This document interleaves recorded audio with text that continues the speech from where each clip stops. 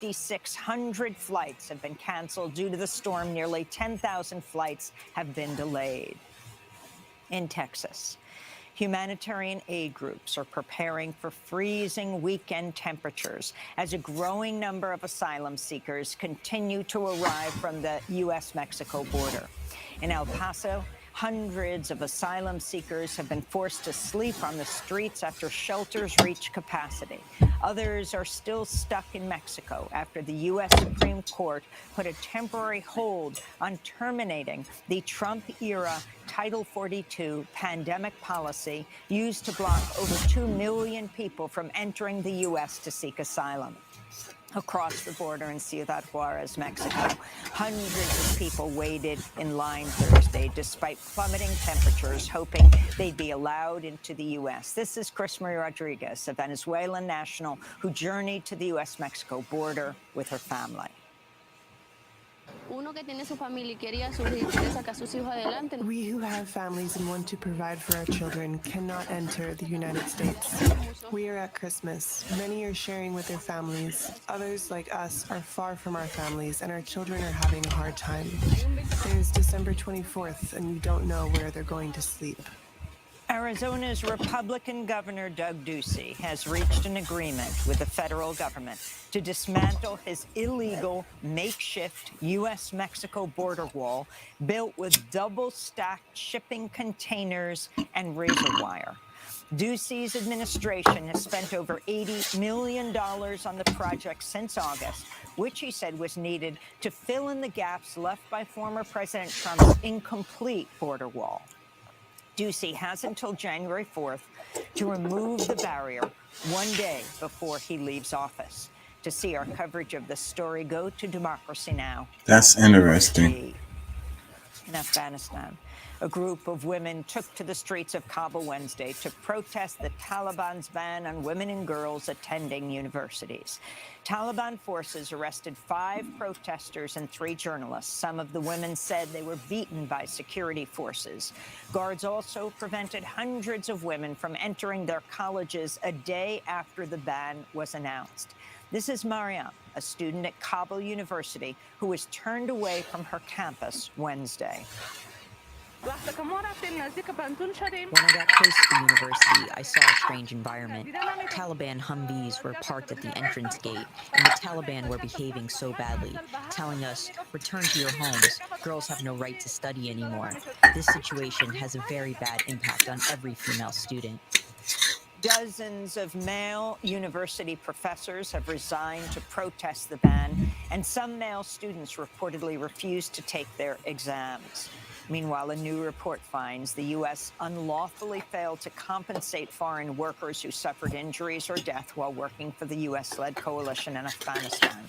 Tens of thousands of foreign workers from countries including Nepal and the Philippines supported the U.S. military, working as guards, cooks, and construction workers.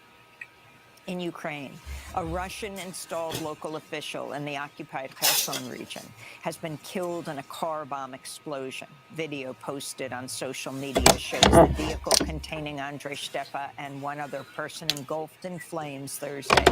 Russian news sources blame the blast on Ukrainian saboteurs.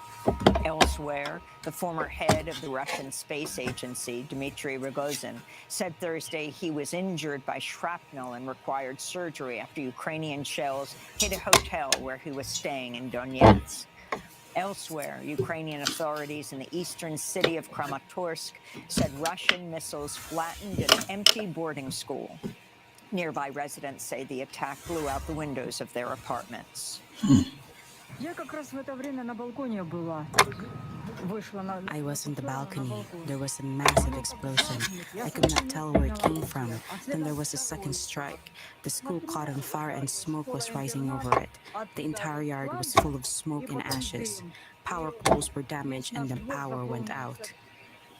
In Moscow, President Vladimir Putin Thursday used the word war to describe Russia's invasion of Ukraine. It's the first time he has strayed from publicly calling the conflict a special military operation.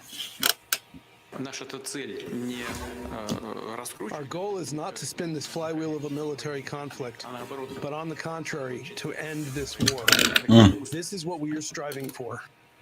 Putin's remarks follow the arrests of anti-war Russians who face fines and up to 10 years in prison for calling the conflict a war instead of a special military operation.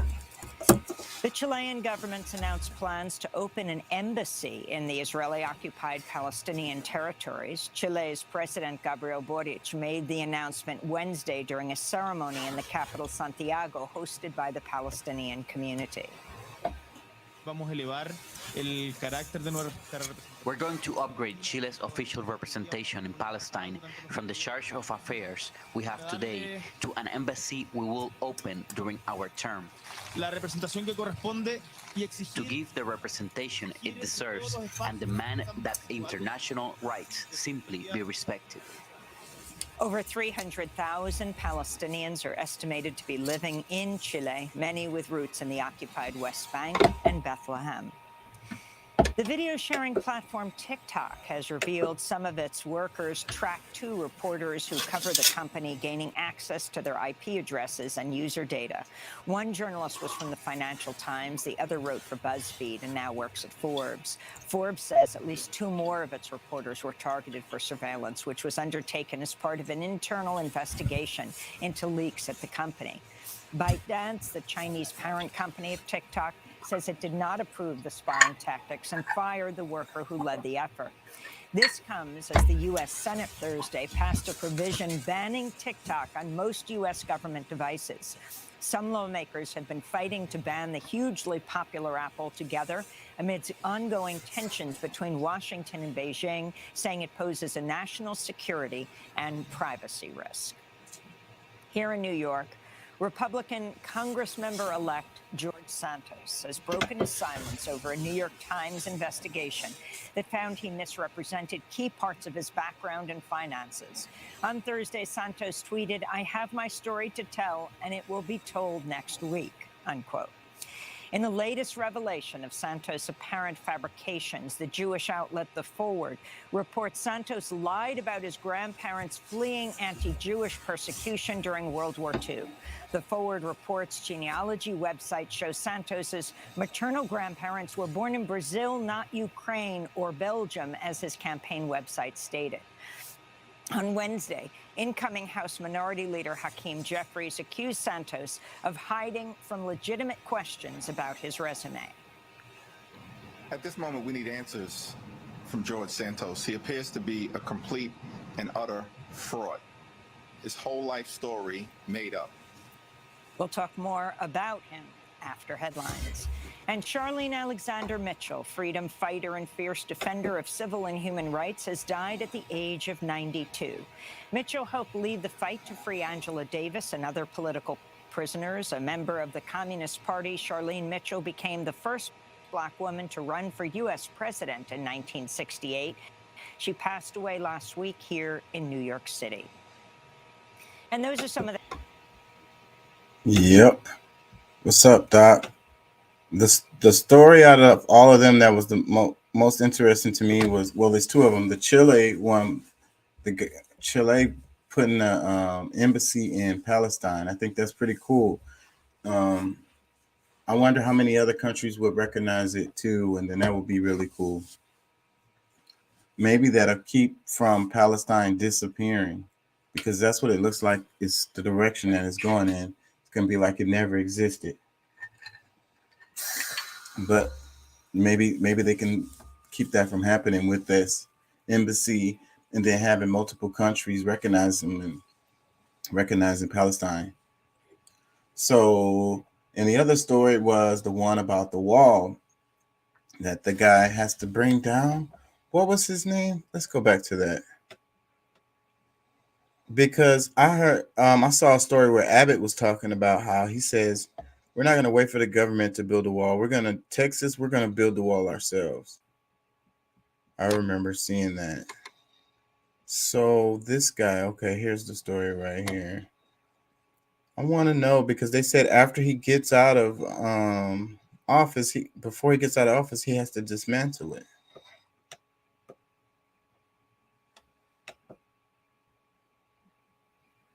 and you don't know where they're going to sleep. Arizona's Republican Governor Doug Ducey has reached an agreement with the federal government to dismantle his illegal makeshift U.S.-Mexico border wall built with double-stacked shipping containers and razor wire. Ducey's administration has spent over $80 million on the project since August, which he said was needed to fill in the gaps left by former President Trump's incomplete border wall. Ducey has until January 4th to remove the barrier, one day before he leaves office. To see our coverage of the story. That's interesting. So, Ducey, Arizona. Let's see if that pops up. Yeah, that's interesting. So they filed a lawsuit against him. They're gonna make him pull it down. And so that's Arizona. So if you got Arizona and Texas working together and they're building their own walls,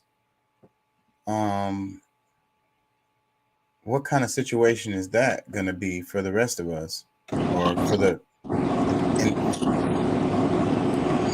What's up, Deuce? What's up, man? Yeah, what's up, man? My bad. Doc, you sent me something, Doc. Is it on this story right here? Yeah, what's up, guys? Can you fellas, can y'all hear me, man? I know my headset is a lot different. Probably sound a little far away, but can y'all hear me okay? Yeah, I can hear you. I'm getting a little fuzz in the background, but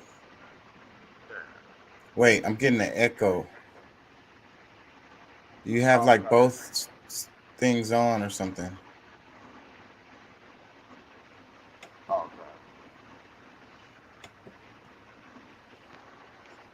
What about now? No, I don't hear the echo. Wait, maybe I do. Doc just sent me something and I can't freaking... I don't see it. And it might be because I'm blocked on Facebook.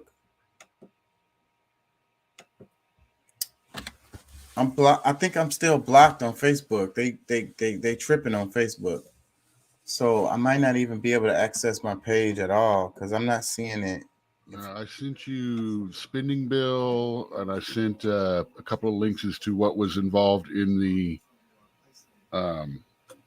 budget. Oh yeah, I see that. Sent you the budget, and I sent you the person of interest trailer, that show I was telling you to check out. The last thing I see is the Congress. Yeah, that actually is the link to the whole 4,000 page spending bill. Yeah, I don't know. Facebook a little light reading there. Facebook is on my head right now. So, but what do you think about this guy, Arizona governor? Let me see. This is 2 months ago, 1 month ago. Well, I think the big problem is the big problem we've got going right now is anything we do with a border wall ultimately is going to jack up wildlife or jack up areas with protected, national grounds. Yeah, I'll be talking about the wildlife aspect, and I think the wildlife, they've been passing in and out that way for hundreds of years. I mean, but then at the same time, they're getting endangered too because of the people that are crossing and the stuff that's going on out there. I mean, we need to see, everyone's all walls don't work. It's like, well, it depends on what you consider working or not. Yes, you can go over them. Yeah, you can dig under them. Some places you can squeeze through. But in general, people will follow the path of least resistance. So for every one that goes over or under and takes that effort, there's another 100 or more that are going to go, and they're going to wait until they find an area that they can go around that. And that means instead of having to regularly patrol thousands of miles of active border, they only need to patrol a couple of hundred. That's the idea of the border wall, not like Israel where or Berlin where it's, you know, stop or we'll shoot kind of stuff. Yeah. Think of it more like the Great Wall of China instead of you know, I mean, eventually they ran right around that sucker on one end or sailed around it. I mean, it's not like it stopped them, but they had to go around. They had to take that time, you know, and there are ways through the Great Wall too. They've found places where you could get under it and over it and stuff like that. Yeah, it's completely obsolete at this point, right? I guess it was significant at some point in time. Well, but when you're trying to stop huge, you know, thousands of barbarian horsemen from charging into your land, yeah, it was pretty effective back in those days. let me. I mean, but if you think about it, that's not a whole lot of difference from hundreds of thousands of people on foot, except this time instead of carrying swords, they're carrying laundry. Let me play this. Arizona's governor has agreed to remove a makeshift wall made of shipping containers at the Mexico border. The Biden administration had sued the state's Republican governor, Doug Ducey, last week, arguing the barrier has been illegally built on federal land. All the shipping containers must be removed by January 4th. This comes as a spike in migrant arrivals in the Texas border city of El Paso is overwhelming local resources and shelters. A record number of migrants have been waiting for the pandemic-era policy known as Title 42 to end. It was set to expire Wednesday, but it's being held up in the Supreme Court. For more on this, CBS News immigration reporter Camilo Montoya Galvez joins us now from El Paso. Camilo, it's good to be with you again. You spoke to John Martin, a shelter official in El Paso, about how the city is struggling to house migrants. Here's what he told you. With the colder temperatures and working with our local homeless population, we anticipate a 50 to 60% increase in need. So what we have here is we have cold temperatures in conjunction with a large number of refugees.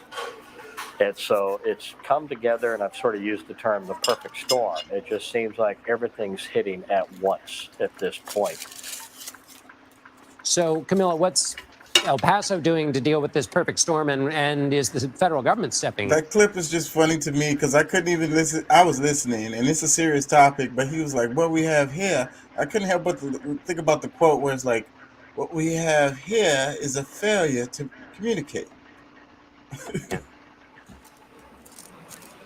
Good evening, John. This Texas border city has really become a microcosm of the historic migration crisis here along the U.S.-Mexico border, as well as the unprecedented displacement crisis across the Western Hemisphere. The arrival of thousands of migrants from Venezuela, Cuba, Nicaragua, and other countries in Latin America has overwhelmed the shelter capacity here, forcing many migrants to sleep on the street, as you can see right behind me, John.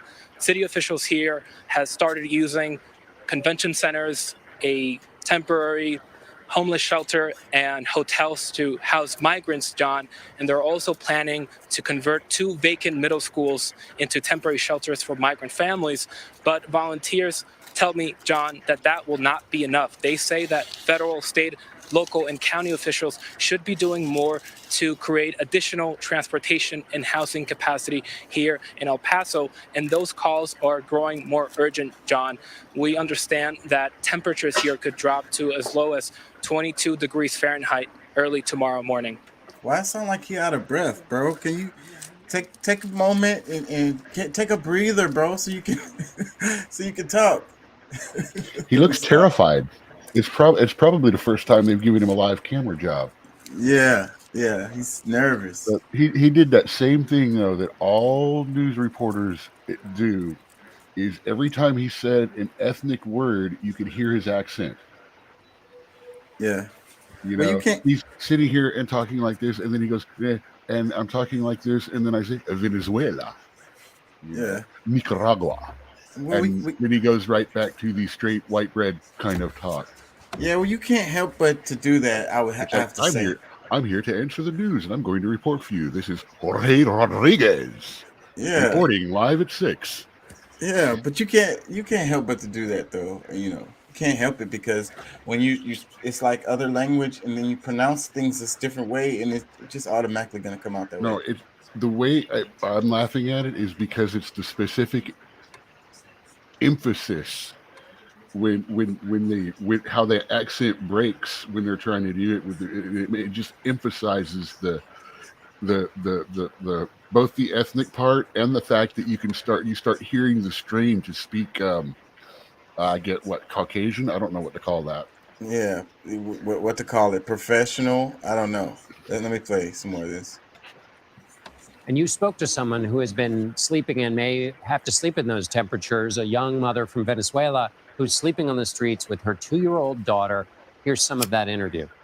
Mi hija sufre de asma, tiene bronquitis y con el frío y no, o sea, no pueden haber sábanas y todo, pero obviamente el frío del piso pasa a sus pulmones muy. It's been very, very difficult, especially for families with minor children. My daughter has asthma. ¿Tu hija tiene asma? Your daughter has asthma? Sí, asma y bronquitis. Natalie, a migrant mother from Venezuela, told us that she has been sleeping on the streets of El Paso with her 2-year-old daughter for 3 nights now, and they're planning to stay here again a fourth night actually, because they have no ability right now to be placed in one of these shelters. Her daughter has bronchitis and asthma, according to Natalie, and she's very concerned about her daughter's health, John. And this is a situation that many migrants find themselves in now. Well, as you can see behind me, many of the homeless migrants here. Go ahead. I'm sorry, man.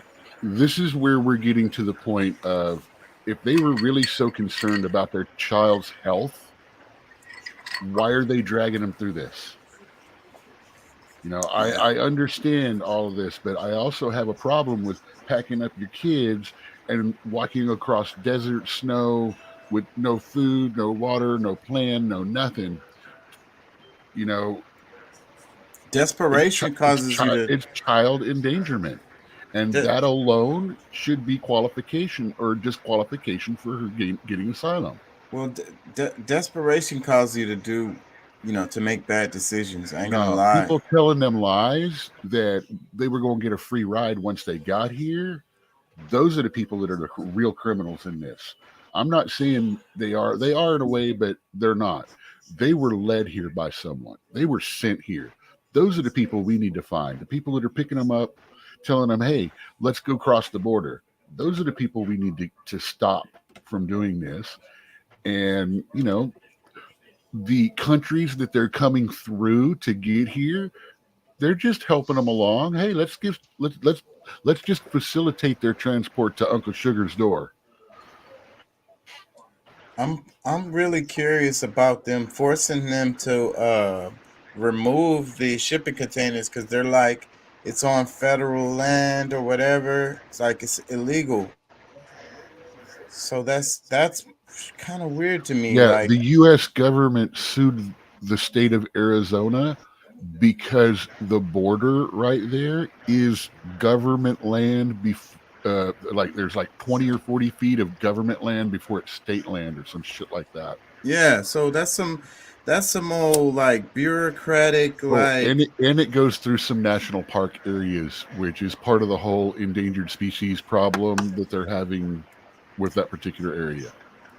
Yeah, because there's a few places that there are habitats where the animals don't live anywhere but in that area that we can't put a wall through there without completely destroying those species. Yeah, let me play this. This is a clip supposed to talk Hundreds about of shipping that. containers have been arranged to plug holes in fencing along Arizona's U.S. Mexico border. It's the work of outgoing Arizona Governor Doug Ducey, who signed an executive order to fill gaps in the wall in August. However, the U.S. Forest Service says the presence of the containers is unlawful. It also issued a press release in late November warning of unauthorized armed security personnel on site. But even though federal agencies say any further activity must be stopped until proper authorization, Reuters witnessed more materials move to the southern Cochise County on Tuesday. Environmental protesters say the construction is harmful to local wildlife. And is part of a small group which sat next to the containers. We're sort of recreating intentionally in a place, but we're not here to cause damage. get in anyone's way. What we're here to do is enjoy our public lands in a strategic way that hinders the placement of further shipping containers. And an advocate for immigrants' rights, Karina Ruiz, says she thinks the shipping containers are a waste of taxpayer money. Immigrants are going to find other paths. They're going to continue coming. So it's not going to solve anything. And again, we tell our government, and especially Governor Ducey, that on his way out, his legacy is going to be putting barriers on people that want to come here and be part of this community. The shipping container dispute comes as Republicans, including Ducey, criticized Democratic President Joe Biden for what they view as overly lenient border security policies. Ducey has said Arizona is stepping in to secure the border in the absence of action from federal agencies, and in a lawsuit complaint against the Forest Service, he argued he has the right to defend the state and protect its citizens. The federal government has filed a motion to block Ducey's lawsuit. Environmental activists say they hope incoming Democratic Governor Katie Hobbs, who won the midterm election, would help, quote, get the containers off the border. Hobbs' office has not responded to Reuters. Yeah, so he's gonna have to remove them. He spent over $80 million. That is a waste of money.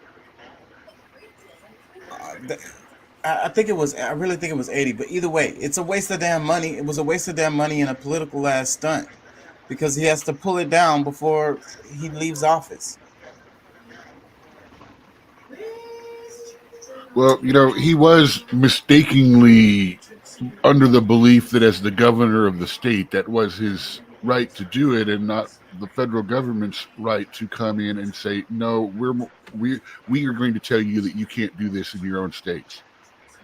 But to be fair, he also did it without bringing it to a vote of his people, which if he's going to do something that drastic, he should have said, hey, we're going to have an open election. Everybody registered to vote. Come on out, yes or no on this. He probably would have That's how lost that it. should have been handled first. But it's real interesting, that federal land jurisdiction thing. That's super interesting to me. So it's like the state can't build on the federal land. That's interesting to me. Correct. So because it was the feds that the federal government sued the state. The Biden administration sued them. Yeah. That's interesting stuff right there. It's like, so nobody can build on those federal owned lands, I guess without permission or whatever, how that works.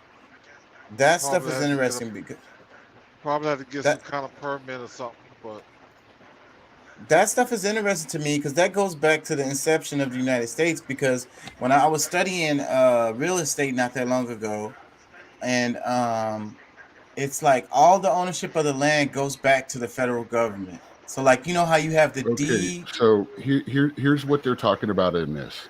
It's something called the Roosevelt Reservation. It's a 60-foot wide strip of land that's owned by the United States along the U.S. side of the U.S.-Mexico border. So that's what they're talking about. This is the federal land that's being built on. It's a 60-foot wide strip of land at the border that is U.S. property, and then everything else inside that becomes state property. So if they back those containers up 60 feet, it'll be legal for him to do it.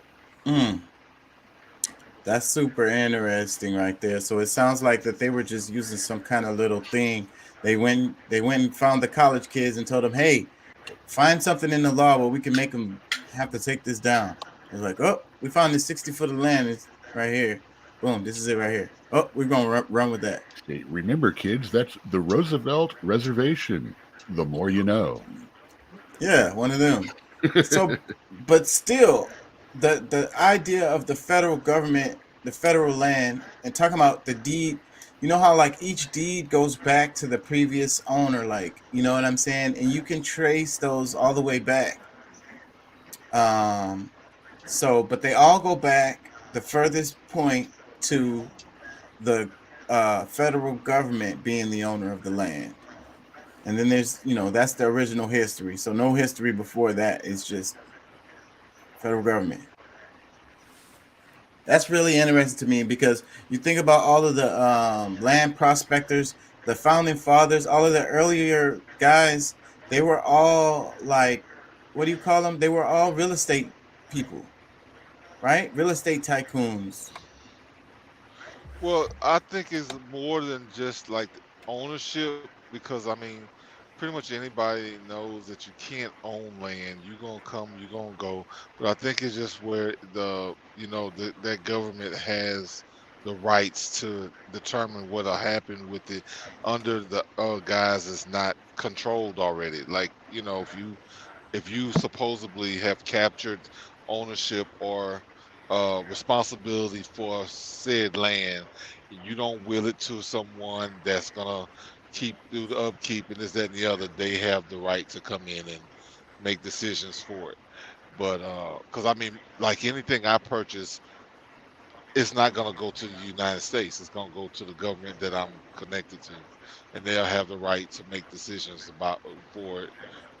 Because of I forget the terminology that you use for it, but anything that I might own, they'll have of course it'll go to my son, but something happens to him or so on and so forth, it'll go to my government, the jurisdiction that I live under. Yeah, but what I'm talking about is previous ownership. Because you have the deeds and it shows it on there. I can't think of the proper terminology for it right now, but it's like the previous owner. Well, I guess in some of that area, I guess part of that could actually be disputed. That might be owned by Mexico. Well, they're gonna have legal stuff for that, so it's gonna have like a date that says at this date, what was it? The Hidalgo, the Treaty of Hidalgo. So then it would go to that, and it would be like, oh, ever since the Treaty of Hidalgo, then this is, United States government land. Yeah, I'm sure they've gotten all that stuff corrected by now. I might be somewhat in and out. I'm pulling up to a shipper right now, so that's cool. And I had some bad connections trying to get up, being able to get on. So, is Deuce in the building? Yeah, he's in the building. And Merry Christmas and Happy Holidays to y'all, man. Out there grinding in the weather, away from the families and shit. Yeah, it's a little bit cold, but I don't have no bad weather. Well, I left from earlier, and right outside of Nashville, it snowed overnight, but I mean, no big deal. Man, it's cold. Yeah, my truck says it's 24 degrees here, but it was as low as 5 degrees earlier up in Tennessee. All right, I'll be back in just a minute. Let me take care of this real quick. All right, it's 26 degrees here where I'm at. At least my computer is saying that. Man, it's showing 13 here, bro. I'm in Oklahoma. It's 13 degrees outside right now. I don't see how people enjoy this shit, bro. It's miserable as fuck to me. Me too, bro. I'm a big dude, dog, and this shit is miserable. Well, first thing you got to remember, the one thing I've noticed from all over the United States is brothers don't like the cold. My lips feel all chapped. I ain't even been outside that much. I'm walking from the car into a building. I mean, and it's not just that they started out from the south. I'm talking the further north you go, the less you see. Yeah, it's like I was surprised to find out they even had any in Canada or Alaska. There's a huge population of black people in Canada, but I know. I'm just going with the joke of it. I'm not going up there. I don't want to live up there. I was talking about that. I don't know where I was at, but I wouldn't want to live in a place where I got to deal with blizzards and shit like that. We took a or line. drive on a frozen freeway. We drew a line through the middle of the U.S. right about the Oklahoma City level, and said we never moving north of that line unless we're talking 6-figure salary or better. Yeah. And then we drew a little circle dip all the way down from the middle of that down to Dallas to make sure that Dallas was north of that line too. Well, I think the Mason-Dixon line would work just fine for that too. Pretty close. The but Mason-Dixon line will work for what? That's not a measurement that someone that looks like me should be using. Yeah. Huh? The Mason-Dixon line is what I'm saying is black people staying south of it because we don't want to deal with that weather north of it. Man, shoot, it gets so cold in some of them supposed southern states. Yeah. Man, because I mean, what's that? Pennsylvania, a few Maryland. weeks at a time. Oh yeah, bro. you start. That's what we were saying. How the further north you go, the less brothers you find. Yeah. Okay. Well, I don't know about that one, but I mean, it's not many of us to begin with, is it? I mean, I'm not counting the cities and the big cities and stuff like that. I'm just talking about general population. Yeah. Look, earlier I was talking about Megan Thee Stallion. They found Tory Lanez guilty in the trial, and he faces more than 20 years in prison and possibly getting sent back to Canada. It's like 3 felony charges. I thought he was an island boy. Nah, he's Canadian. He's not American citizen. United States citizen. He comes from the hard streets of Ontario. Yeah. So I thought he was like from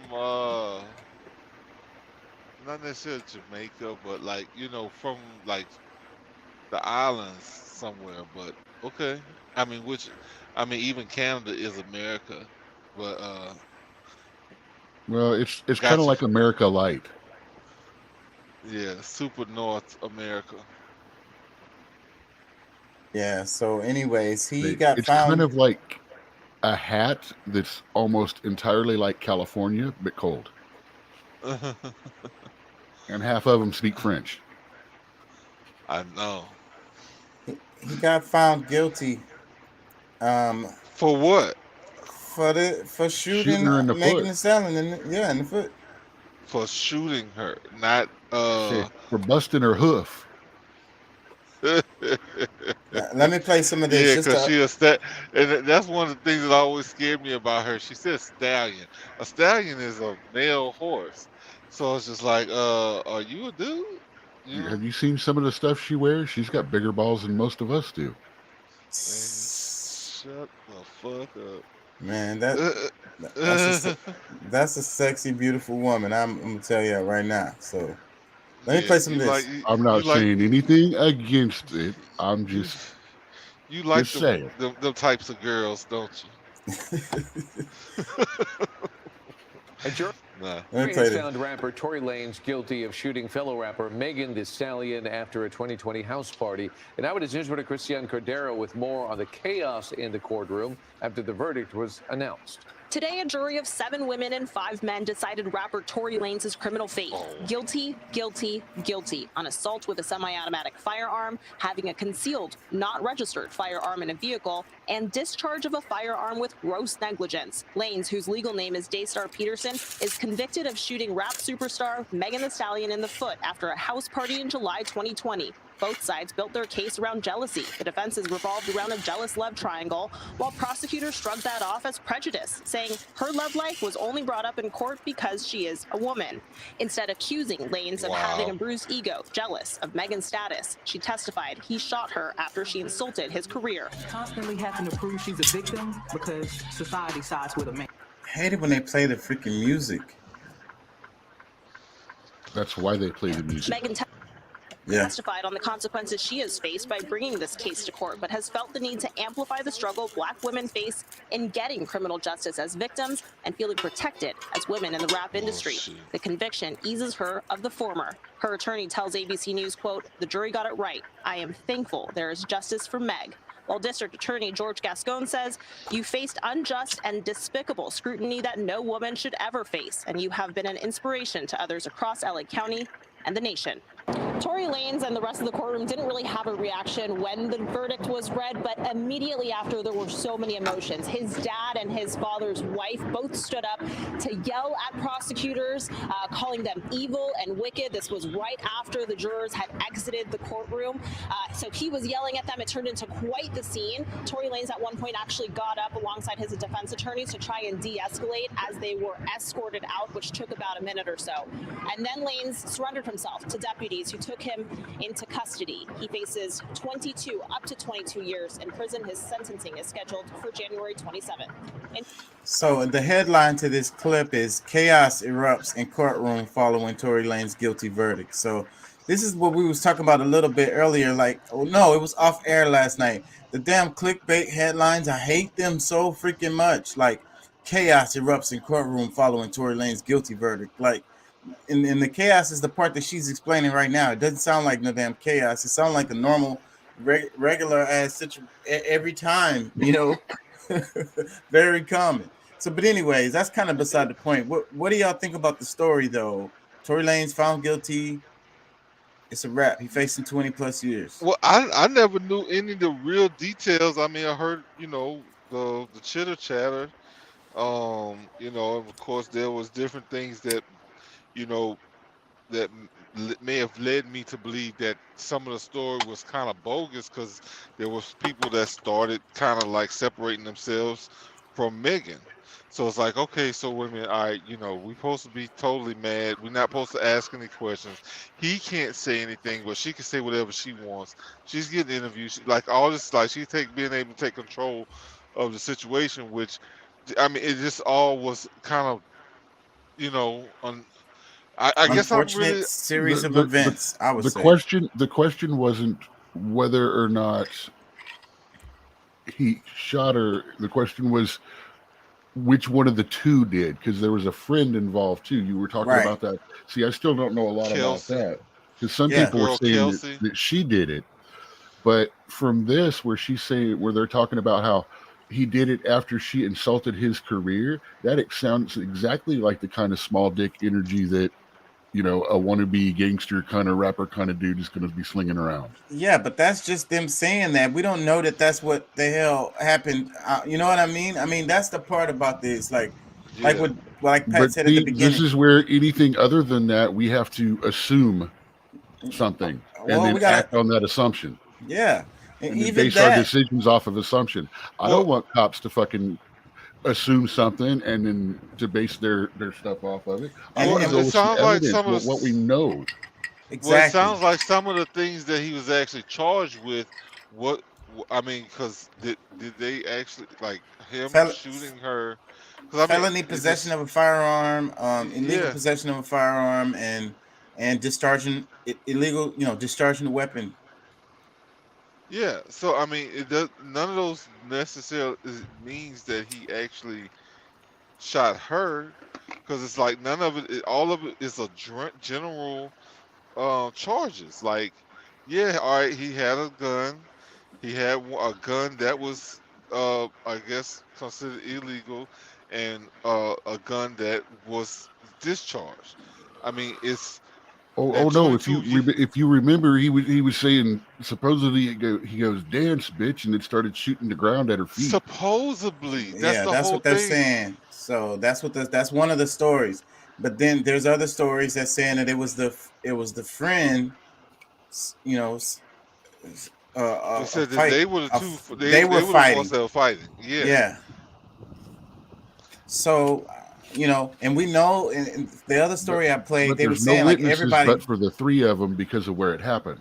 Right. So that's the problem. So clearly everyone is lying, and what the hell actually happened, who knows? But look, what I wanted to say, because I mentioned earlier in the show, is it's kind of a dangerous place that we're at right now in society, where like public opinion makes a decision on It's these horrible. high-profile cases, and we're going off of these damn TikTok, Instagram reels, and we think we Yeah. know what happened and shit. That's exactly what I was just talking about, saying we have to assume things and then react, and I don't do that. Well, Yeah, I but learned my lesson to react to things too quick over the last few years. You well, see, know, but that's the thing. The average person does not mind reacting to any, whether it's true or false. They'll still react to it, and then, make a like they'll totally come up with, who's right or who's wrong without any proof. It's all And based hearsay. on how they feel about it. Rittenhouse is the perfect example of the entire world making up their mind and nobody caring anything about what they thought about what happened.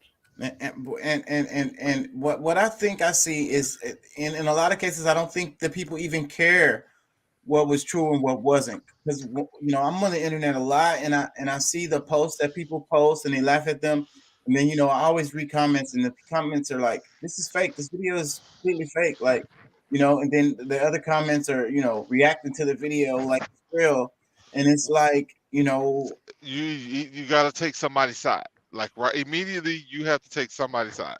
yeah, but what I'm saying is Or these you're- videos be really fake. They be faked. You know what I mean? Edited. And somebody will have the link to the. Oh, you talking about the comments? Yeah, in the video, it'll even have see, a but that's the label thing. down in the corner that says deep fake, and Or they'll still something treat like it like that. it's real. Well, look, I'm gonna tell you, Or one Meme of Depot. the things that we should understand, we should learn more and more, is that a lot of these accounts are AI fake bots. Well, not fake bots, but real bots accounts that's making these comments. Yeah, but You what know I'm saying is, look, it'll be a link to the actual article explaining what actually happened in the video, in the comments. And everybody will ignore that and just take the video and it's fake as hell. So I feel like a lot of people, they don't care that it's not real. They're just enjoying the moment, if you will. You know what I'm saying? A bunch of gossip is, is better than nothing to talk about. Yeah. So, and that's what I'm saying. So I think that's where we are. We're in a really dangerous place where people don't even care if it's real or not. How they feel about it is, what they're going to run with and go with. And then, they're just not going to think about it later. Like, move on with their life. And whenever it pops back up, they already have made their decision about what it is based on the little old feeling that they had or whatever. And that's what it is. We got millions, maybe hundreds of millions of people that are doing that. Yeah, I'm sure it's a good bit.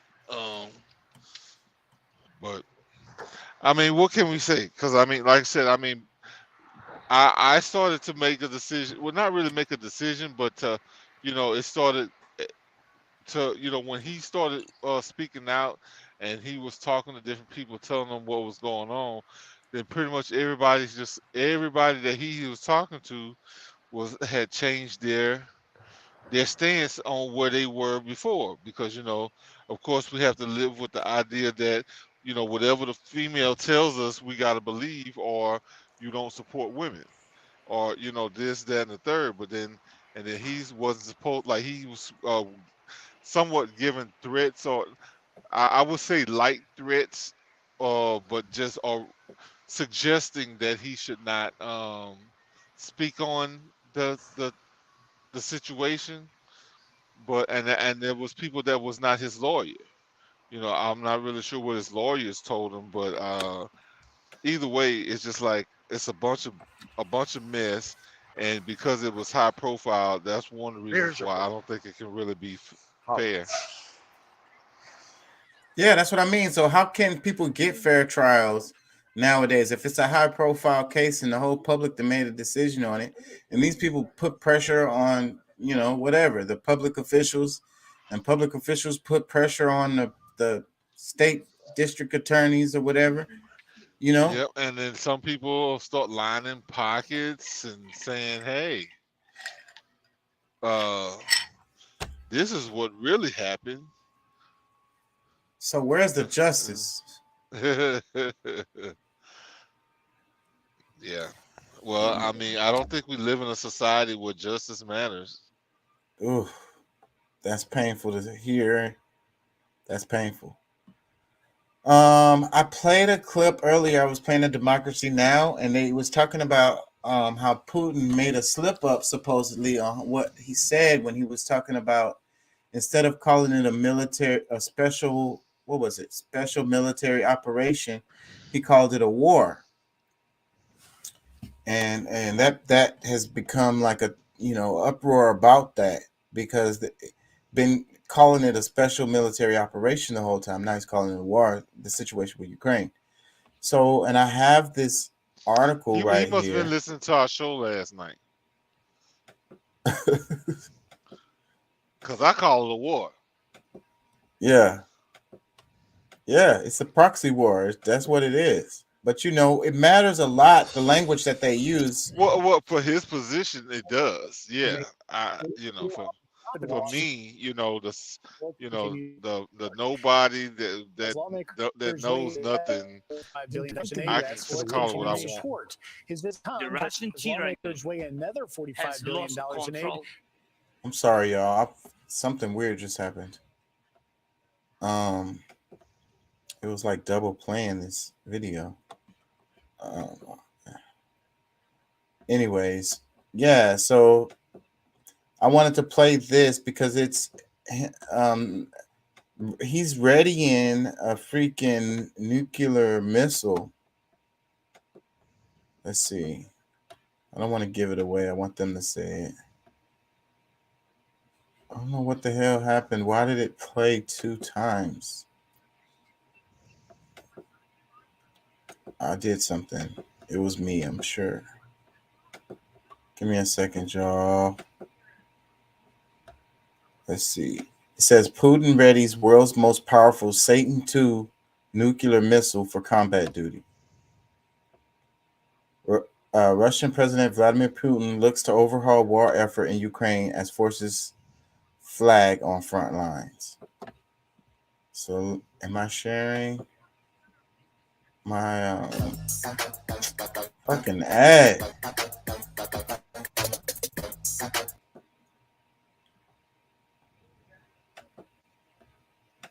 Well, Ukrainian President Volodymyr Zelensky making a historic wartime stop in Washington to thank the U.S. for its continued support. His visit comes as lawmakers weigh another $45 billion in aid for the war-torn nation.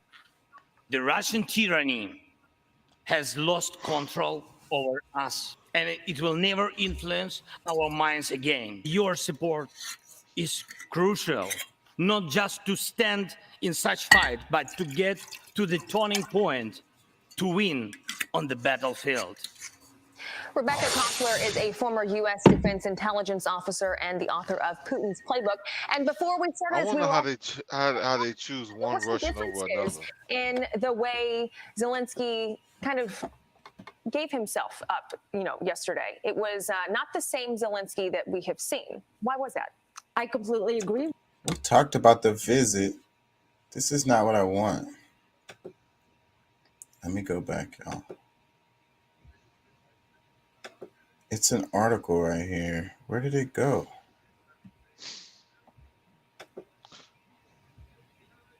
I can't stay on long, man. I gotta be up super early for this delivery. Yeah, I can't stay on long either, bro, because I got a bunch of shit I gotta do too. I'm off tomorrow, but I gotta get up and do a bunch of driving.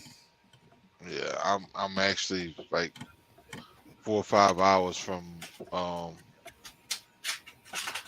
having to get up and deliver this load. Well, let me read this. I'm 10 a.m. to 8 p.m. tomorrow. Yeah, you working Christmas Eve. Yep, 10 a.m. to 8 p.m. I'm mom and pop Italian restaurant that's been open for 60 years. I'm at a mom and pop Italian restaurant too, but we're closed Saturday and Sunday, so I'm off Saturday and Sunday. Let me read this. It says Russian President Vladimir Putin said that the Kremlin is working to ready what he previously described as the world's most powerful warhead, the Intercontinental Ballistic Satan II missile for combat duty as the war in Ukraine rages on. The Kremlin, it's weird how they say that. That's so weird to me. The Kremlin chief acknowledged this week for the first time since the war began that its forces in Ukraine face tough times ahead as the 10-month-long war shows no sign of ending. Putin said military officials are now reviewing the state of war in which Russia has lost ground in recent months, along with its previous experience in international conflicts with the war in Syria, when analyzing how to advance its special military operation. Ukraine claims Russian death toll has surpassed 100,000 deaths in war. We are well aware of all the NATO forces and resources that they have been using against us over the course of the special military operation, he said Wednesday in an address to Russia's Defense Military Board. Putin laid out a series of plans he is looking to implement to overhaul his war effort, which includes bolstering the combat readiness of Russia's nuclear triad. It is the main guarantee that our sovereignty and territorial integrity, strategic parity, and the general balance of forces in the world are preserved, he said in an announcement that comes as the U.S. looks to pledge another $44 billion in aid to Ukraine. The Russian president championed Moscow's stockpile of avant-garde hypersonic warheads and said Russia will continue to develop hypersonic missiles with unique characteristics unmatched in the world. Putin also said Russia would soon ready its RS-28 Tsar mate, dubbed Satan II by Western officials, for combat duty for the first time, though he did not specify when this would occur. What do y'all think? I mean, you know, this is something that could last. Shoot, it could last a while, and I think as long as Biden's in office, it's gonna last unless somebody decide that they just dropped a bomb, a big enough bomb to take out. Because I mean, they said military operation.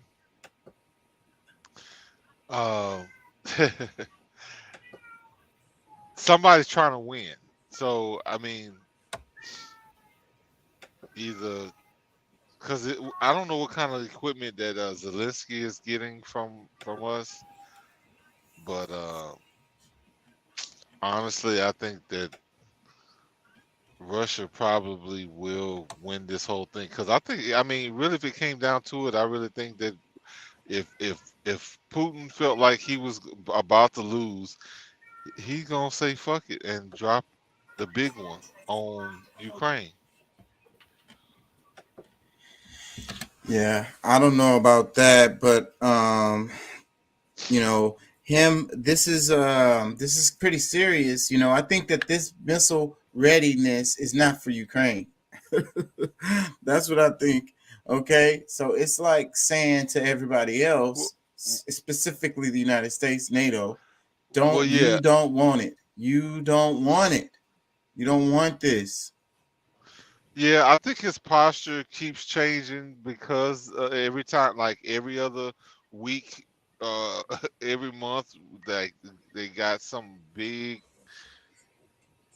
you know, like new bill or like something that's gonna give Ukraine more, you know, access to equipment.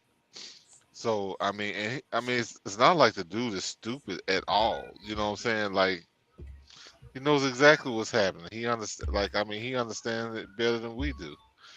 So, and you said that Democratic, the I don't think so.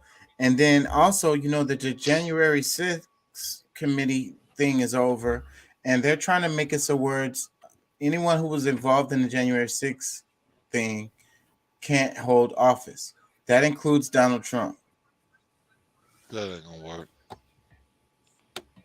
No, that's if you remember, I've been saying since the beginning of all of this, that is the focus of what they're doing. Well, I told people, I was like, I mean, what was the whole point? Like, if they're not gonna charge him, like, what's the whole purpose? Oh, to put more dirt on his name and make people feel less confident to stop him from running again. They're that Well, scared of him. yeah, but guess what? And he said, "Fuck y'all." Guess what? I'm running. Look, yeah, look. Here go 2 years of notice of me coming. Well, they're working on legislation as a That's result of what. the January 6th committee hearing, They can't. and It'll to be say that anybody that was involved in it can't without hold them public charging office him. ever again, and that would include him. Without them charging him, what they don't really have, like, there's no proof.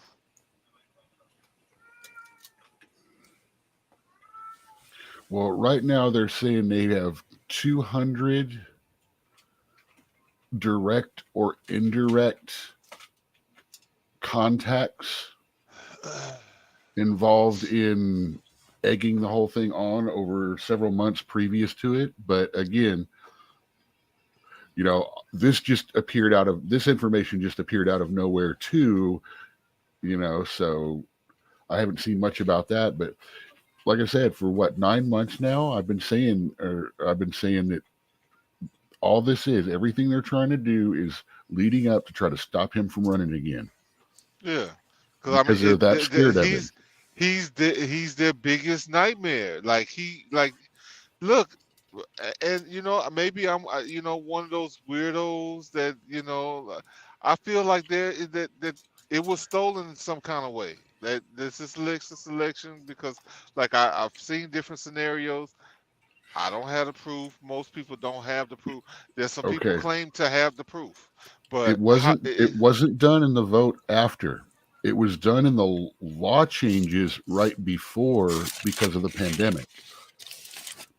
The way the voting laws changed in most states, mostly Democratic voters were going to be the ones to respond to those kind of tactics.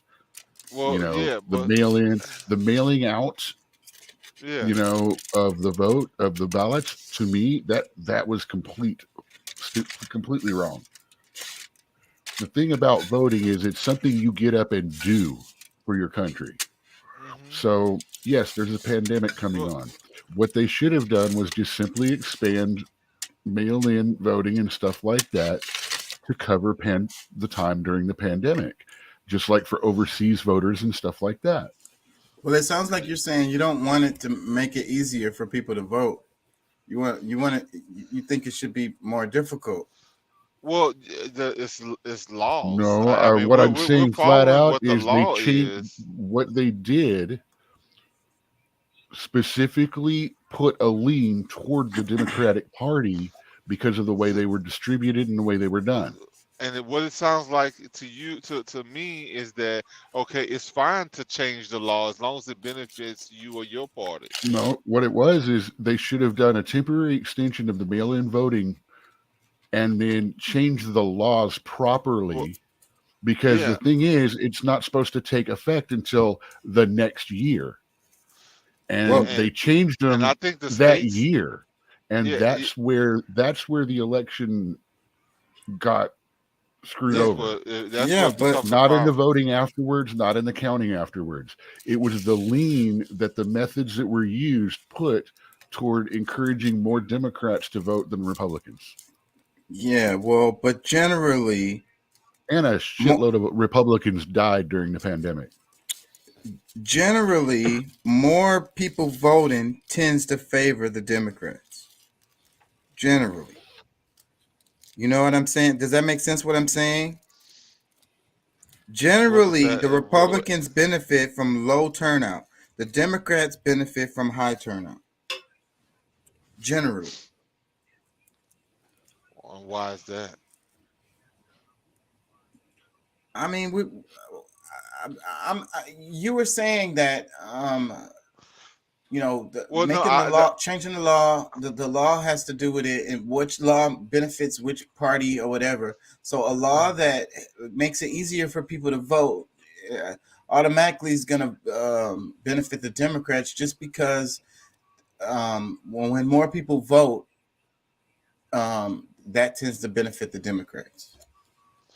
Okay, I hear what you're saying, but at the same time, because see, there's a lot of things that I think people hadn't taken into account, because when you do mail-in voting, there's a higher chance of fraud. because guess what? These things go out to any and everybody that's been on the voting list for ever since they were 18. People who've died, well, no matter how old they are, 35, 50, 80, People that 95. move. People, people that has moved, don't live in the same place no more. Yeah, And they, I thought that's the thing. Mailing out the ballots to me was a big error. and Now, it should be a anyone, request. Now, yes, if somebody absolutely. requests a mail-in, that's something totally With different. the pandemic being on, normally if you're not going to be in town on election day, if you're sick or if there's any undue or distance between you and a thing, you can request for mail-in voting, no problem. There's no reason why they could not have expanded that to cover pandemic. That was the best way to do it, and it would have kept people just as safe. I mean, and it's not I don't think you should be standing on a corner with a clipboard going, "Here, give me your vote, give me your vote, give me your vote." You know, you need to take the responsibility as Sign a this citizen petition. to go, "Hey, I need a ballot because I can't make it." Yeah, well, It's and part of being responsible as an American for the freedoms that we have. I mean, look, if it turns I think into there's other a, ways. you know, I think that they could perfect a way that, I mean, because everybody has a cell phone, and Check your mailboxes. your but no, that's not true. Everyone doesn't. well, the majority of Access to people a do. computer, you could say Again, that. you forget that one lady in Oklahoma that can't get a birth certificate is the reason they don't want to do ID voting. Well, she can't get an ID. People, you forget black people can't get IDs either. Yeah, well, I think that everybody has access to a computer because that's what they say with the library. And if you can't verify your identity, then there goes. I agree with y'all's argument about you need to put some effort into it. If you can't identify your damn freaking identity, then maybe you don't deserve to vote. I mean, regardless of what that situation is, there's got to be a process for you to go through so that you can clearly identify yourself. And So it that doesn't necessarily have to be a photo ID or something like that. You just need to prove who you are reasonably. Well, and I mean, my thing is, okay, you got to have something that Okay, shows. I went who for you 6 are. years without an ID. Yeah, so it could be done, but if you want to Just freaking because I was vote, lazy. yeah, if you want to vote, then you need to freaking be able to identify who you are. So, but in Pat's defense, talking about the phone, everyone should have access to a computer because that's the reason why we have these libraries and so forth and so on. So you should be able to have. If you don't have a phone, that's fine. If you're in the United States, you should have access to a computer, and you should be able to identify verify your identity. And there should be some kind of system where we could do it like that. Why not? Yeah. Because But I anyways, will go. Because that's my whole thing. Like I'm usually on the road. I'm 1,000 miles or more away. Anytime, every time there's voting going on, and that's whether it's on a Tuesday or a Saturday. so then you're a person that would benefit from the mail-in voting. They could just send you a ballot. I don't know, somehow. Send it to the truck.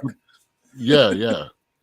Well, no, I'm sure he's got a post office box somewhere or a place that is his base camp. Well, I got like 4 or 5 addresses, so So you would be voting illegally. You would be one of them that would get a felony charge. No, hell no. I'm not that. I'm not gonna be trying to vote on every address. Like I'm not a Democrat. I haven't found a candidate worth voting 3 times for yet. Man, the last few times I haven't voted. I voted the local elections, but I haven't voted the presidential election the last few times. I've gone independent on most of them. Let me play this because y'all talking about the mail-in ballots, and I know y'all gonna say something about this because this is in Santa Barbara, so of course California. So, but you're talking about during COVID them sending out the ballots. Well, they're doing it right now in Santa Barbara. Check it out. Check your Oh, yeah, mailboxes. California Today, the Santa passed Barbara it. County Registrar of Voters announced that official vote-by-mail ballots will be mailed by October 10th. Registered voters are asked to check their mailboxes for their ballot and related voter information guides, which should be received within the next 5 to 10 days. Inside is a ballot return envelope with a unique barcode that allows the elections office staff to verify the signature of the voter on the envelope with the voter's registration record.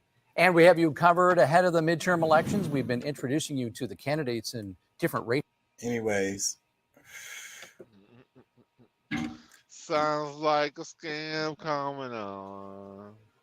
Like it's say, bro. Like to me, it really makes no sense. Like, all right, you get one, I get one, everybody get one. You know, like everybody don't want to do a mail-in ballot, and that's a waste of money of trying to send one to like what 20, 30, 50 million people. How many people in California? Or is that this is is Santa Barbara. This is Santa Barbara, so Santa Barbara County they're talking about right here. Okay. We don't know All right. about the rest. So we're probably talking about a good, 1,750,000. Well, if it's the county, yeah, it might be over 1 million. But either way, it's just like they have decided that people are not gonna be responsible, and if we don't send these things out, we can't, like, because you're almost forcing people to vote. Here's the vote thing. Fill it out, or tell your friend to fill it out. Here, your husband can fill it out. Your child, your dog can fill it out. It doesn't matter. Just somebody fill it out and send it back. Well, my argument with that is I think that it should be easier to vote. So any other ways that's making it easier for people, as long as they can verify that it's a real person. Need to mail them out to people. It can be easier to vote, but just like I said, you gotta participate. You need to say, hey, you know what? My schedule is pretty tight. You know what? Let there be a hotline or something I can go to and order me a voting. Say, hey, I want to be on the list to receive mail-in voting now and from here on, instead of just everybody getting one. Like you can sign up for. This is not school games and stuff. You don't get an award. Hey, that's not even for showing up. This is you don't even have to show up. Is what you're saying. You don't even have to show up to take part in the future of your government. You don't have to make any effort. Yeah, that is not the way that this country should be run. And then the thing about it, they're probably gonna get a list of people who they recommend you vote for in the letter. No, I will say it covers both candidates, but I haven't actually seen the inserts that come with one yet. I'm sure with it coming out, as soon as the election's over, people on YouTube will be showing exactly what the package includes. Well, it might not be in the same package, but I guarantee you in the same bunch of mail, you're going to have a bunch of flyers of, and look here, and if you generally go with Democrats, you know what I'm saying, like, they're gonna do the mail outs. They're gonna time them to come out the same time that the ballot comes out.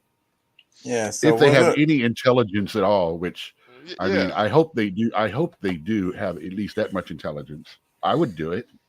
Yeah. So it would be completely legal to do that. So, but look, y'all talking about the people, man. Y'all don't see these kids out here, man. I mean, and I don't want to talk bad about them, but. You know that movie? Yeah, the ones that got the trophies just because they showed up. They didn't even show up every day. Yeah, and the ones who are angry at everything because they didn't get taught that look, there's winners and there's losers.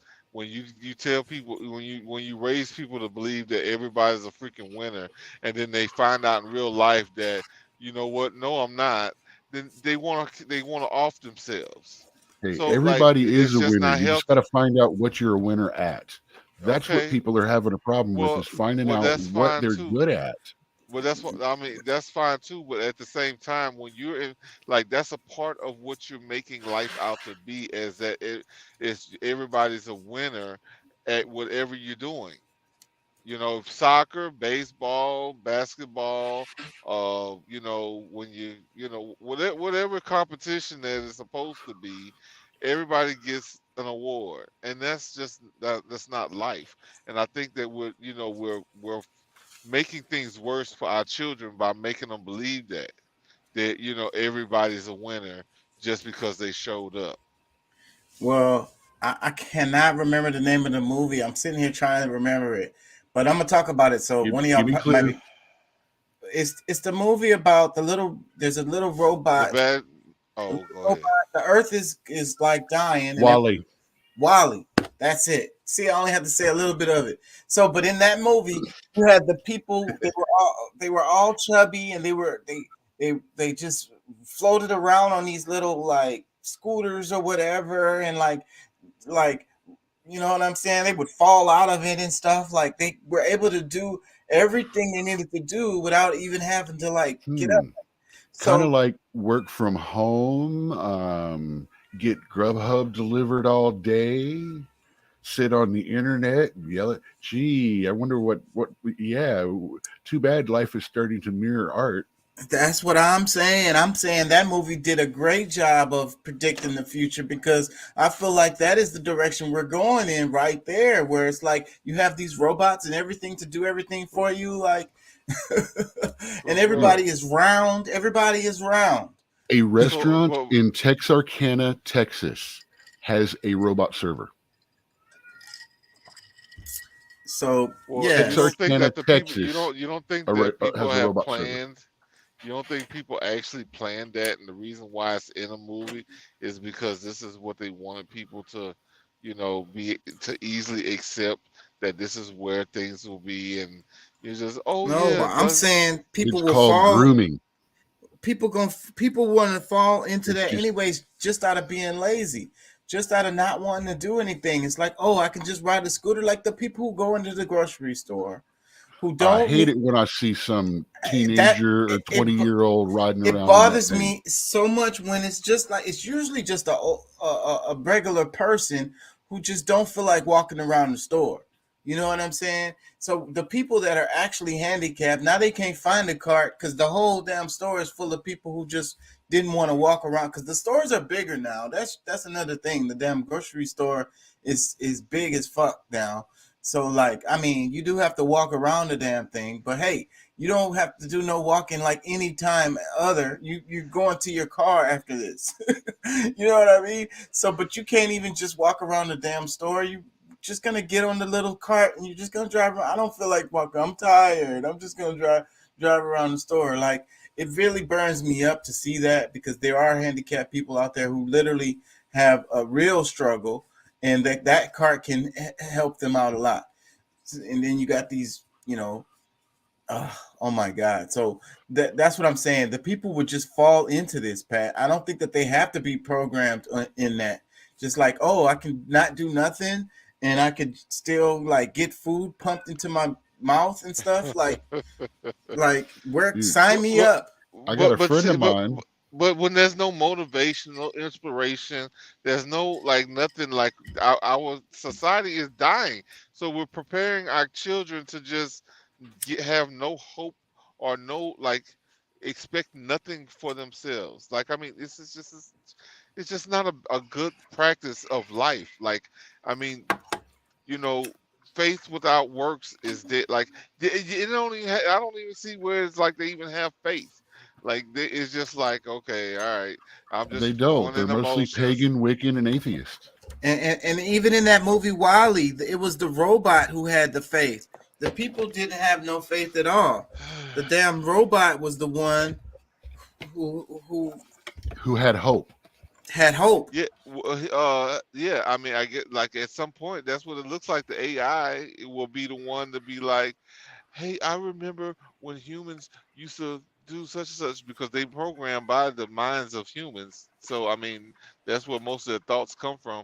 But then, like humans are actually being programmed to live outside of humanity, like and forgetting all about nature and there's You do hierarchies. realize one of the early AIs was plugged into the internet to social media for 14 hours.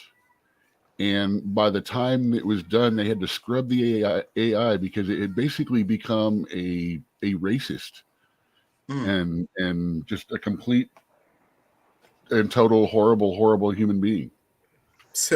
So what do you think the damn thing is doing to us? This is what I've been arguing for the longest. A flip side to this conversation is like that person of interest is all about AI and AI predictive stuff and things like that. It's really a cool show, and I knew we'd be leading towards stuff like that, which is why I sent it to you. I'm gonna check it out. I don't think I have access to the Facebook right now, but the flip side is like, okay, we someone programs the algorithm, but the algorithm programs us is what I mean. Like, I don't think that we really truly get it. It's like, you know, what pops up on our screen, damn it, I'm losing my train of thought. But it's like we're getting programmed by the algorithm. That's what I'm trying to say. Well, the algorithm is based on your movements. It's predictive. By being able to predict you, it's not necessarily it programming you. I mean, to some extent, I would say that because It can lead you. It like can they do lead with, like they're doing with the Twitter. You start losing some of your more right views because they were shadow banning them and stopping you from seeing them. So you would start seeing more wider spectrum or stuff that wasn't as much, and then it would slowly bring you further towards the direction they want you to go because it's just what pops up, and people are too lazy to go out and hunt it down on their own. But it's another layer to this that I'm trying to get to. It's like when a program glitches, or when it's not working right, and you just have to do this little wiggle thing that allows you to make it work. Kind of like your searches, when you type it in a search and you have to put the words in a certain order, or spell it a certain way or whatever to get the results that you want. So what I'm saying is you're getting programmed to put those words in a certain order or spell them in a certain way so that you can get the results that you want. So the algorithm is training you, is teaching you to do this thing. Well, see, that's one of the reasons that I can search stuff so fast is because I'm using my searches based on the original algorithms from Dogpile and the earlier search engines. I'm using those, and those are what is at the core of these now, because Google is actually used to be Dogpile and Ask Jeeves and about 20 other sites. So then that's what I'm saying. So then that original algorithm is still programming. So it's programming us on how to deal with it in the best way. So when that program came out, it was limited. It had its functions. No, that it uses machine language and machine function. Right. If you've ever done a little bit of programming, you will actually do better searches than most people, because it's about how the computer accepts information.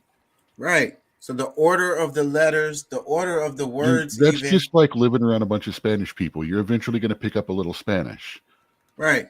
So, but I'm saying though, so then, okay, you're living around Hispanic people. So they're programming you to pick up the Spanish, as far as like you're getting without your will. See, you keep using programming, and that's offensive. That is offensive to me that you keep saying programming, because you're saying anyone that influences or anything that influences you is programming you. And that's false. Well, I feel like we're like computers. I mean, have you seen the how like the way that the computer chip is, what am I trying to say? Freaking similar to like the synapses, in our mind, the way our brain works, right? So like, because that's the way they've been designed, is based off of the electricity and the way the human brain fires. Yeah, but the way they build stuff is in the most efficient way, and that's the same thing that God did. So that's the reason why Well, you it's know, all a replica of us. All computers are a replica of us and the way we think. They are So I mean, artificial brains that use but numbers instead of if Doc, language. but look, if Doc said, "Don't call me a he, call me a she," you would have just shut up and called him a she. He's asking you not to call him, say that he's programmed. I'm being politically incorrect by saying he's being programmed. Okay, I feel you. We need to stay to the new No, world what order you're and saying is you're saying neoliberals. the width of anything influencing something else is programming it, and that's just not really true. Maybe I'm No, stretching because it, but as far as you us are. being computers, that's what We're the highest level of computers, but the thing is that we have control over what we allow in our, in our system. We can ignore or we can accept. And just saying that because we interfacing with other computers like ourselves, that they must be automatically programming us, because that's not true. Just so. because just because we're interacting with you, don't mean we're just going to accept the shit you're saying. But still, Because, this conversation that we have with each other influences each other in different ways. Even if you don't necessarily agree okay, with what I'm saying, I keep pressing yes, you on it and keep pressing you on it. You yeah. in the back of your mind, you have this subconscious thing going on where you're like, maybe this Well, guy has a point. and I hear what you're saying, because I know. I mean, that's what y'all, your kind of people do. Um, like you make us hear something so many times. Just like hearing one song on the radio when you like, man, that's trash, and then 2 weeks later you up there singing right along with it because they force you to hear the same shit over and over and over and over and That's over why I again. don't listen Now, to the radio, because they choose the hits. They decide on what's a hit by playing it over and over and over and over. well, so Chaka sound like that Democrat that's out there at the Chambers of Commerce office when you walking in just to go renew your registration sticker. Hey man, it's voting season. We need you to vote Democrat. Vote Democrat. He say that. Vote Democrat. You need to vote Democrat. Vote the D. You need to do the D. You need the D. You want the D. Well, that's the problem. Every time I vote for him, I get the D. Oh yes, it sure do. But look, hey, what was really insulting to me? I was somewhere, I think Illinois or somewhere, but I ran across another truck driver, white guy, and I think that because I was black, he identified me as a non-white, or a Negro, African American, whatever, and he assumed because of that I'm a Democrat, and that all these crazy views. I was like, honestly, I view more Democrats to be pretty extremist. They're probably more racist than. Well, I already know you're not. The president's already told me you're not, because you didn't vote for him. Yeah, so you ain't black, Pat. He took your card away, man. That's what that's what Biden said. You ain't black. So, well, I'm not. That's true. I'm not. Yeah. But I get you. About Chaka in your life for you to return to the I'm black trying side. to pull him back to the D camp. You want to be in the D. But Pat, seriously though, that interaction that you have really shows something, because the that's what I don't like. This idea of the polarization of our country, and certain people just automatically are supposed, like if you're gay or lesbian, you're supposed to be Democrat too. You know what I'm saying? And that's absolutely not true. Like, it doesn't fit on either side, on the Republicans or the Democrat side. You can't just be like, okay, this guy's he's a white guy and he's from Kansas, then he must be a Republican. It's like, well, no. I mean, even now, so like, I mean, even if you think about it, like, a lot of women think that, okay, you're another woman not voting for a woman, she's a traitor. Like, no, I just don't think they're good for the job. You know, that's not possible to just say, no, this person actually, you know, this guy is gonna do more things that benefits me than what you're talking about. You know what I'm saying? Like, how How did we get here? So it's like this identity politics. Yeah, like you say, the woman. It's like, oh, she's a woman, so I'm a woman, so I have to vote for her. yeah. Or if I don't, then I hate women. And then exactly that falls right in there, and it could be another woman that they'll accuse of. It's like, oh, you hate women. It's like, no, I don't hate anybody. I just vote based on my needs, and you haven't said anything that you haven't mentioned anything that's important to me, so I'm not voting for you. It's that simple. I mean, some people actually vote rationally. You know what I'm saying? Well, how did we get here where it's based on, I don't know, some kind of skin tone, sexual identity? Well, a lot of it, yes. I mean, I think. Well, I mean, a lot of it began with us talking about the children, and them. All of these, getting what you call it, these participation awards, and it evolved into that. So, I mean, honestly, I know. I mean, because I think Doc kind of helped us move around to this, so we all had some, add something to add to it. But I just think that we allow certain things to happen. Where, oh yeah, no, the vote, yeah, with them assuming that everybody should, we need help. Like, some people want to still walk into the office or into the voting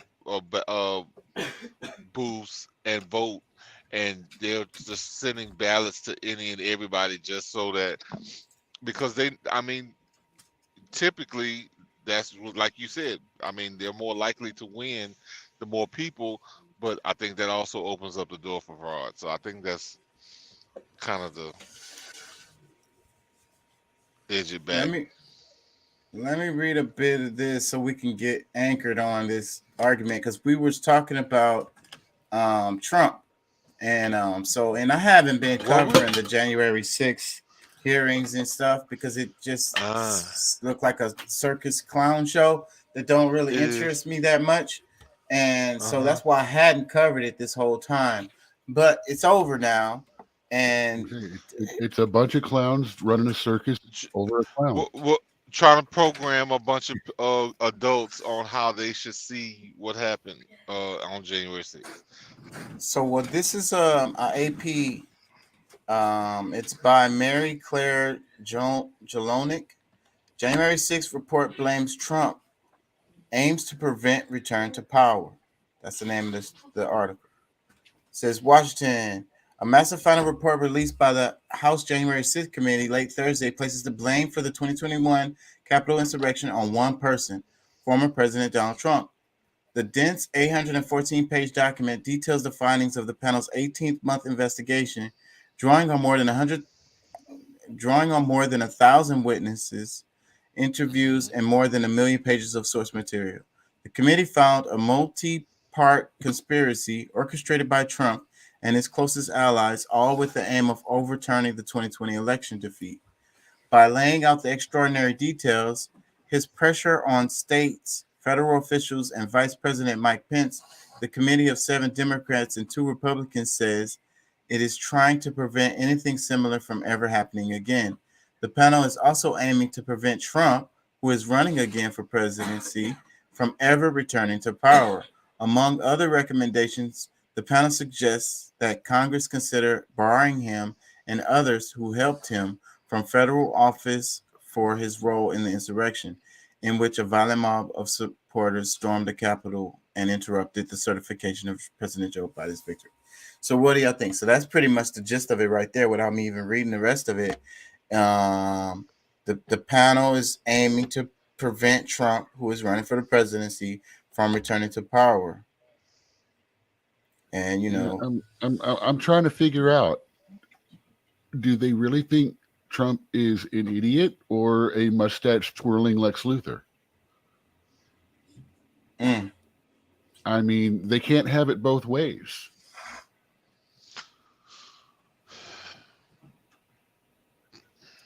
Just my thoughts in general. I mean, they've spent the last 4 years telling us he's an idiot, and now they're saying he's this genius mastermind of a coup plot.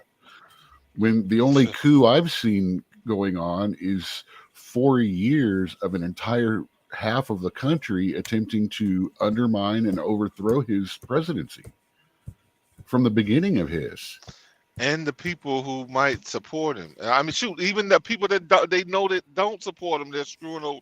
Like, bro, look, it's just me just saying he's not that bad. I don't like him, but he's not that bad. Gets me pummeled all the time. Man, I don't even talk about it. Well, I have to say this. I mean, there is some truth to this as far as the part, they were trying to go and stop the certification of the election. That was the thing that actually literally happened. And what's crazy about that, if you read history of the United States, this type of thing has happened before and was successful.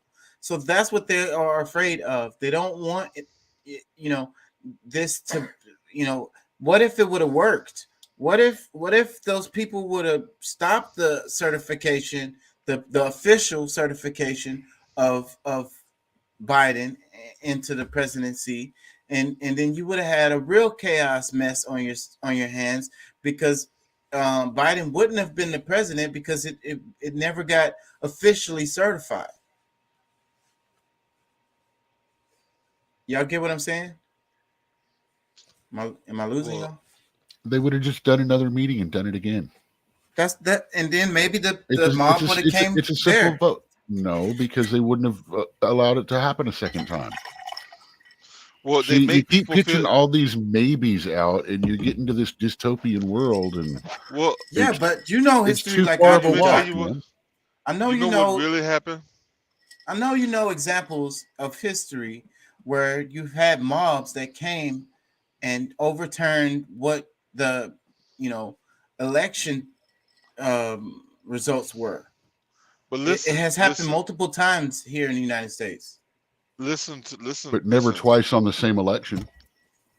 Hey, but listen, y'all, because because a lot of these things that we're seeing about with Twitter is a part of why, a lot of the information that was, because they didn't allow any narratives that went against Biden or, that helped Trump come through. And people that's just like talking about stuff in their state and this, that, and the other, blah blah blah, after so long, after they created this narrative, anybody that speaks against the narrative gets shot down as stupid. So after a while, people's just like, like they don't want to feel like they're the stupid people, and then they just like, like they don't push back on it anymore. So like that's the whole thing. Like people were bullied into accepting that nothing happened, nothing wrong, when there's quite a few people that said it was, but the people who it mattered wouldn't touch it because they would have to be, without really having all the proof, they would still have to be put in a box that they were imbeciles or or incompetent because they're entertaining what he said. It's the psychology of it. And this story is a hit piece, so I don't want to read this, but I want to read one more little part of it. It says, "Our country has come too far to allow a defeated president to turn himself into a successful tyrant by upending our democratic institutions, fomenting violence, and, as I saw it, opening the door to those in our country whose hatred and bigotry threaten equality and justice for all Americans," wrote the committee's chairman, Democratic Representative Benny Thompson of Mississippi, in a foreword to the report. Well, and what I want to say to that is that a lot of people do not, because like I'm, you know, I'm not like a degreed psychologist, but I know how the minds work and how different things, decisions that's happening can change people. So, but all of the harassment that they brought on him is what turned him into a tyrant. Like everywhere he went, nothing, like they didn't let him, like there was when he did good things, like they still, like they wouldn't applaud him or say, you know what, that was a good job. I'm not really agreeing, you know, I don't really like you, but you did do some good things in office. Nothing. Like, and I agree with you on that. And that's what resonates with a lot of people across the United States, the way the media treated him. And this article right here, like I just said, it's a hit piece. This article is not being fair as far as, like, it's totally slanted. It's totally like painting Trump as the villain, like Doc said, like, you know, Lex Luthor. But that's pretty much what's been going on since the last 8 years. They was obviously intimidated of him even before he ran. Okay. Like, I mean, they was talking shit about him, you know. No, but then he was an idiot and a dumbass who only got, you know, who took, you know, the family fortune, and, you know, who took how do you take $100 million and turn it into $10 million? You give it to Trump, you know, stuff like that. And, well, he you know, did fail a bunch of. He did fail quite a few. Him, you know, filing bankruptcy was like his business model. Well, you do realize that that's a financial strategy and not a bad thing.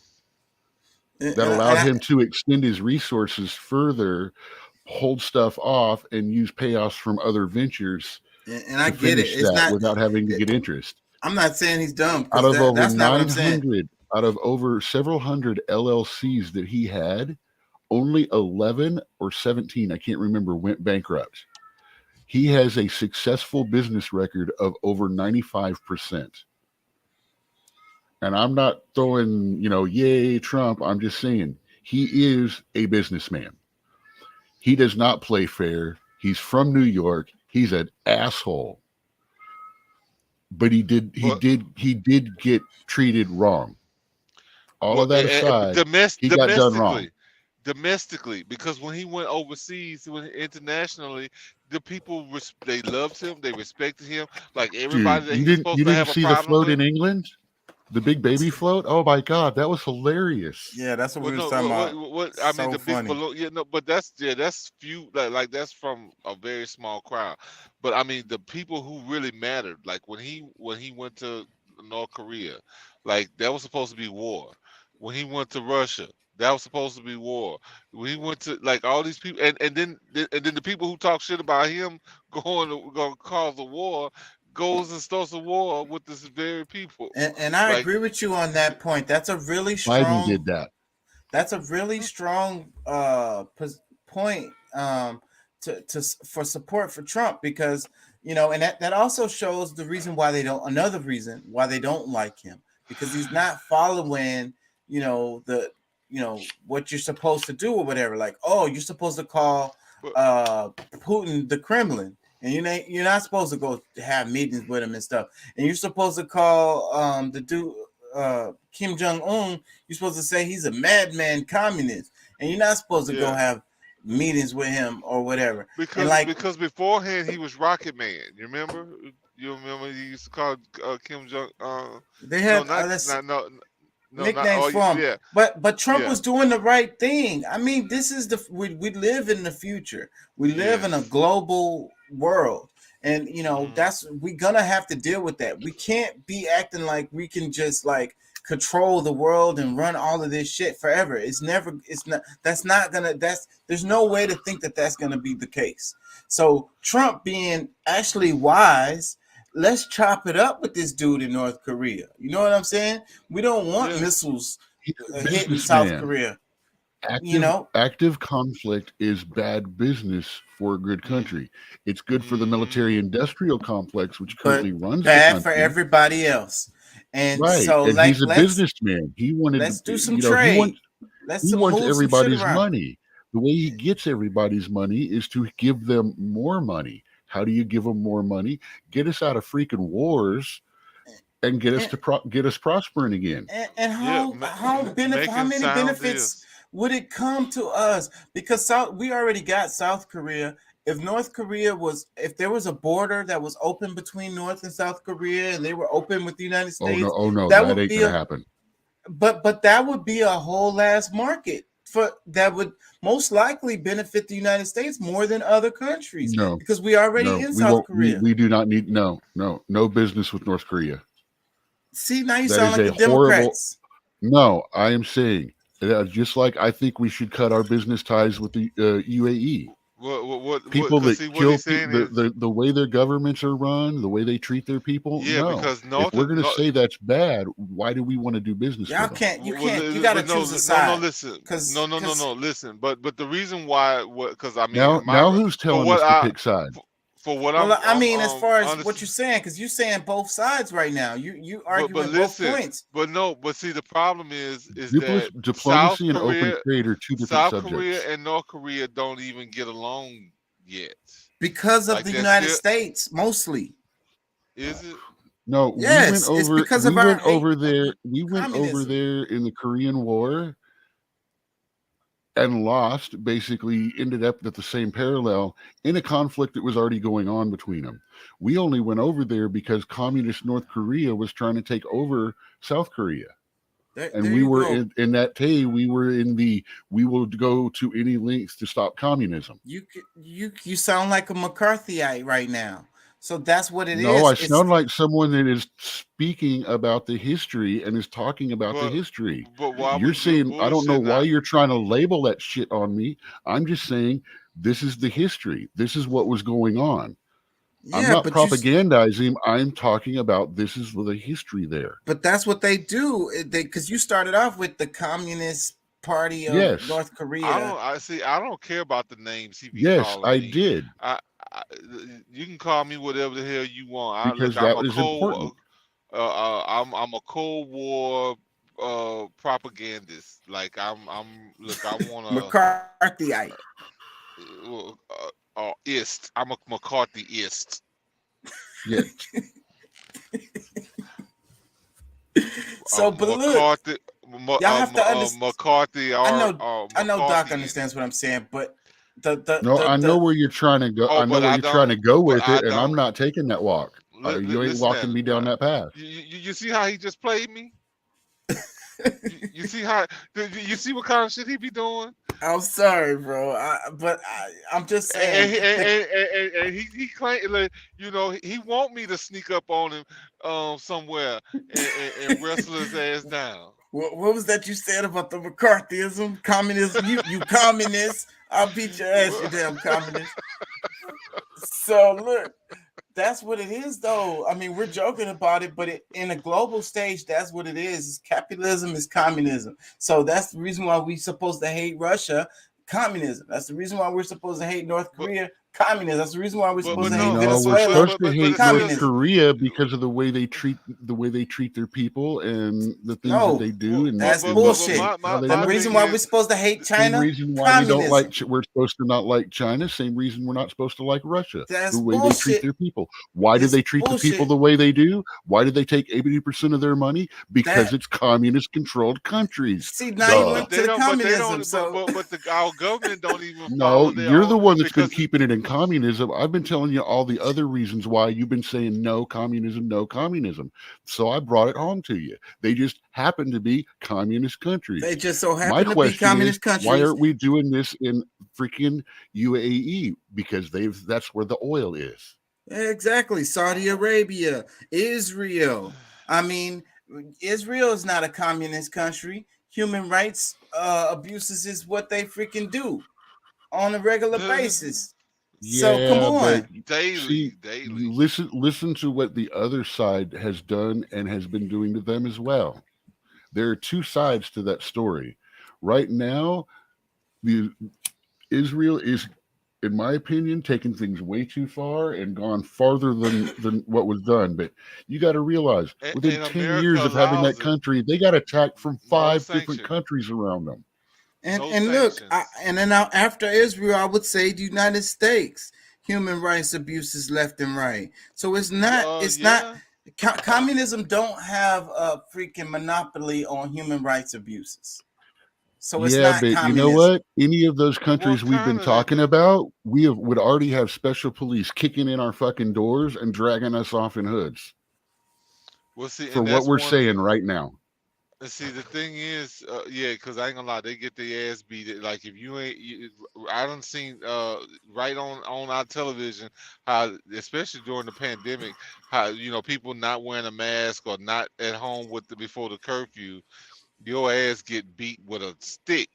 Dude, in So, Australia, they beat a woman down and then put a mask on her, cuffed her, and threw her in the back of a car. but if we're not careful, the same stuff is coming here. They trying to Telling mimic you. everything that China is doing. Dude, our own president said the greatest threat to America is Americans not wearing a mask, That shit is not crazy. getting No, vaccinated. not getting a shot. And Exactly. the part with that's what scares me the most with that. And I think that it was a big psyop working for the New World Order because they're trying to get they're conditioning people. But we're getting off of the point. We're talking about They're working on the eye parts of the facial recognition, which was one of the most difficult ones. So they needed everybody in masks for a couple of years so they could refine that part of the technology. No, their AI is racist as hell, so it was not picking up black people the way that they wanted to Right. recognize this. Well, see, eyes Yeah. were a problem too. Well, That's the also topic- why they did the 10-year challenge on Facebook. Facebook sold that technology, that face recognition technology, to the FBI now. The one that they developed you remember a they've few been years doing that ago for the that longest. 10-year. If you take Yeah. selfies, you know that's how they freaking finding people. But look, we was talking about Trump, and we were talking about the good diplomacy that he was doing with North Korea and Russia, and how that was going against the narrative of this neoliberal as McCarthy, modern day McCarthyism, where Yeah, you're not 'cause supposed to because have diplomacy and the deep state hates Trump. because he's supposed to be unreasonable. Everybody in those parties are supposed to be unreasonable, but we come to find out who the real person who's unreasonable, because Biden had many chances to make a good deal with Russia, and And in this war right now. So, but it never had to start. It never had to start, and that's the thing. For months, and what would be reasonable to chop it up with Russia, to chop it up with North Korea? You know what I'm saying? Not saying that. Okay, I hear you, Doc, on the human rights abuses. Whatever. Saudi Arabia is one of our biggest freaking partners, and they fucking do horrible shit all the damn time. So, Why do you think I continuously calling that out? So, but what I'm saying is Trump was right to chop it up with Kim Jong-un. He was right to chop it up with maybe we could develop better relationships with these people so that we won't be in the situations that we're in today, where we're just feeding the military industrial complex and giving them blank checks. Meanwhile, our country, America first, is suffering. and that's thank you. See, because that's the point right there, because he actually made efforts to fix things for the people, so the people don't have to be living in fear that that one day there's going to be a missile that drops on top of their head, and there's someone else who keeps pushing the envelope that maybe somebody else. And that's what they're doing. It's so scary what they're doing when they keep sending it.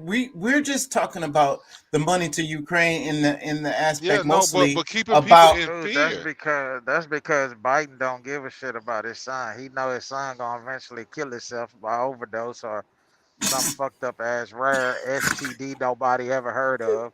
Come on, So he man. don't give a fuck. But Trump actually cared. Trump cared. He realizes I got kids and grandkids and shit. I want them to live a prosperous And Deuce life. is joking, but this is a good point because it's like I'm saying, he's got the a good young point. son. The good point about Trump is that as far as like pushing when we talk about the money to Ukraine on this show, most of the time we're talking about how like, hey, We don't have money. It's homeless people in California like crazy. Why the hell y'all sending money to Ukraine? And that's the argument of most of the internet. But the other side of that is most of the world escalating this freaking conflict to the point where it's actually risking a nuclear freaking. That's what reason why I covered that story just a few minutes ago of Putin talking about readying the Satan II. So this is a real thing that's really, actually, truthfully, really in reality happening. Real threats. That's not him just making a joke or some sarcasm. No. Yeah, it's but like, all look, he's doing is going after some Nazis, right? Well, I mean, I agree with that. Yeah, I agree with that. But at the same time, United States is this NATO. Yes, this NATO thing going on, and we end up in a conflict, and it'll be a new world war, and then there you go with it. It happens like this. I just think it's funny that you were saying that I was towing party line and talking industrial complex 6 months ago, 9 months ago when all this started, and now who's talking this? Well, no, you ain't lying, because I remember what you're talking about too, because I was there. I said exactly what was going to happen, what they were doing, the areas they were going to take, that they were taking, that they were going after the oil fields and the nuke plants. They went after all of it. So we blew up the pipeline so they couldn't get it. Well, they're not exactly sure who blew up the pipeline still. Wait. Let's back up a bit. So your comment about the Nazis was sarcasm? Pretty Help much. me understand. Oh man, see that's what you at the beginning of this, at the very beginning, you said this is only about going after Nazis. I said no, he's going after this and this and that and this, and this is going to be much bigger than this. Is not about Nazis. This is about acquisition of territory. This is a real thing.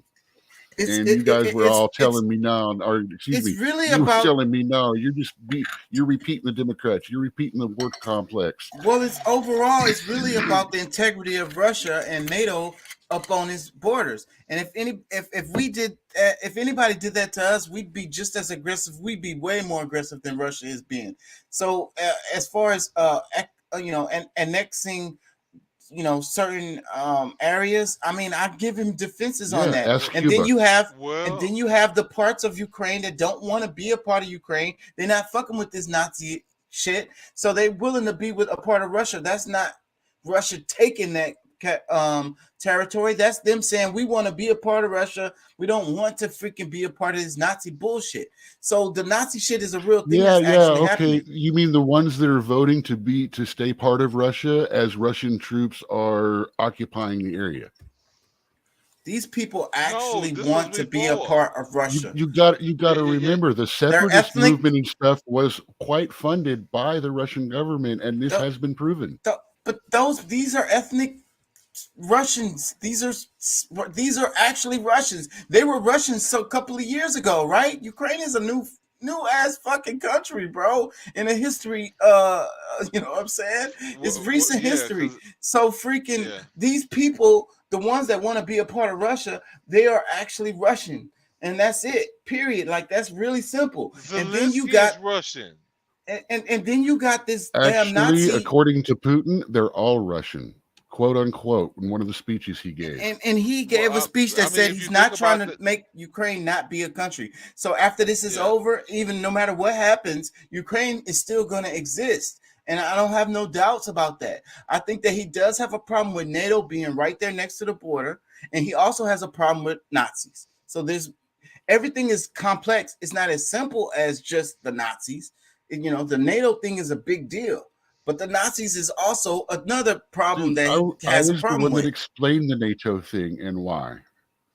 I was the one that pointed out that Biden was the one that triggered this whole fucking thing by inviting them back into NATO after we rejoined, after we promised for years that we would never do that. We fucking stood on a podium and did it in a speech. And and Trump went overboard. Not even really overboard, but he dropped out of it He out dropped of out of it NATO. because we paid 80% of defense in Yeah, NATO, like everybody and it's needs not to even pay on their our fair it's share. not even on our continent. But look, one of the main developments. I was talking to somebody, and they were saying the G7. But you know, the Half of those G7 is not countries the don't G. have a military. We fund it The, for them. yes, the whole NATO thing. But look, the thing about the G7 is not the G7 no more. It's the G6 now, right? It's the G6. It's not a G7 no more. This is a thing this is a development that shows the divisions that's going on. You know what I'm saying? So back to Trump being a good guy as far as bringing Putin Well, on board, and all of I us won't I like won't we're call him not a going to good guy, but agree I'll say he did good with his in this diplomacies. specific situation. don't Yes, have to Yeah, because you that's know what I I'm saying. don't. you We're don't have to You know dismissing I'm that not he's not all bad. You know I'm you not don't a have to Trump give no fan. I'm totally not a Trump fan. I'm absolutely not a Trump. Everybody after that listen. speech I heard, I'm after not. that speech I heard yesterday, I'm a Trump fan.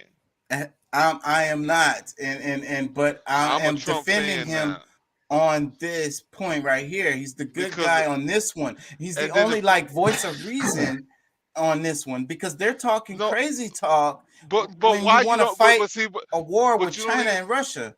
Get But the a lot hell of out of people here. don't want to accept. A lot of people don't want to accept the reasons why they don't like Trump. It's because of all the stuff that the media has filled heads up with. When like if you actually get independent reports, like some of the things that they tried to say that he said or what he did was totally like not true, and people just people don't do enough research for themselves. So I mean, a lot of the things that they said about him, and you just think about it, like he's the only person that served president. That's a real hip hop president. He was hanging out with everybody in hip hop in the 90s and early 2000s. He's Well, bro. he's from New York. He's a New Yorker. We were saying that before. But So Yeah, that's he like put a lot of money into the New York music scene. so. And New Bro, York is the he's a hip real hop home. he's a real But hip he had hop president. entertainers for his Not hotels too. Obama. Obama is not the real hip hop president. Trump is. And because he has so many relationships with people, and like that's why they demonized him from the beginning, like even before, because I mean the shit that he said about Obama, that he could only prove so much, which okay, he probably went too far with some of that, but at the same time, him serving as president, his policies did not hurt people like what these people are doing. Yeah. I rest. I rest my case. Looking at Yeah. But freaking I just wanted people to understand that everybody's complex, right? Nobody is good or bad, but I think that we need to get to a place where we can, truthfully and honestly say, okay, I don't like this guy or whatever, but this thing that he said or this thing that he tried to do, I fucks with that. You know what I mean? And But my this is thing an is, example with the North go ahead. Korea Russia thing. And then and I ain't gonna lie, on the Democratic side, they're the ones that's the neo-libs, the neocons, they're feeding the industrial complex even more than on our side. And they're the ones that's like totally pushing this shit as far as like, no, fuck Russia, fuck Kim Jong-un, don't have no talks with him. You know what I mean? No diplomacy. No diplomacy, so what is that going to lead to? Like at some point, I mean, and we know that they're not stupid, but at some point this leads to like freaking nuclear destruction for the world. Like, you know what I mean? Yeah. We know they're not dumb. But look, let me they make money off say of this. Let me say this as well, because one of the worst excuses I've heard of people saying why they won't vote for Trump, because like most of them don't know, couldn't tell you some of the things that he's done policy wise. But for what you say, well, he's a racist. It's like, bro, like do you like from the 70s all the way through the 90s, 2000s, like really, like no, all the way up until the 2000s, him getting Biden getting elected in 2020.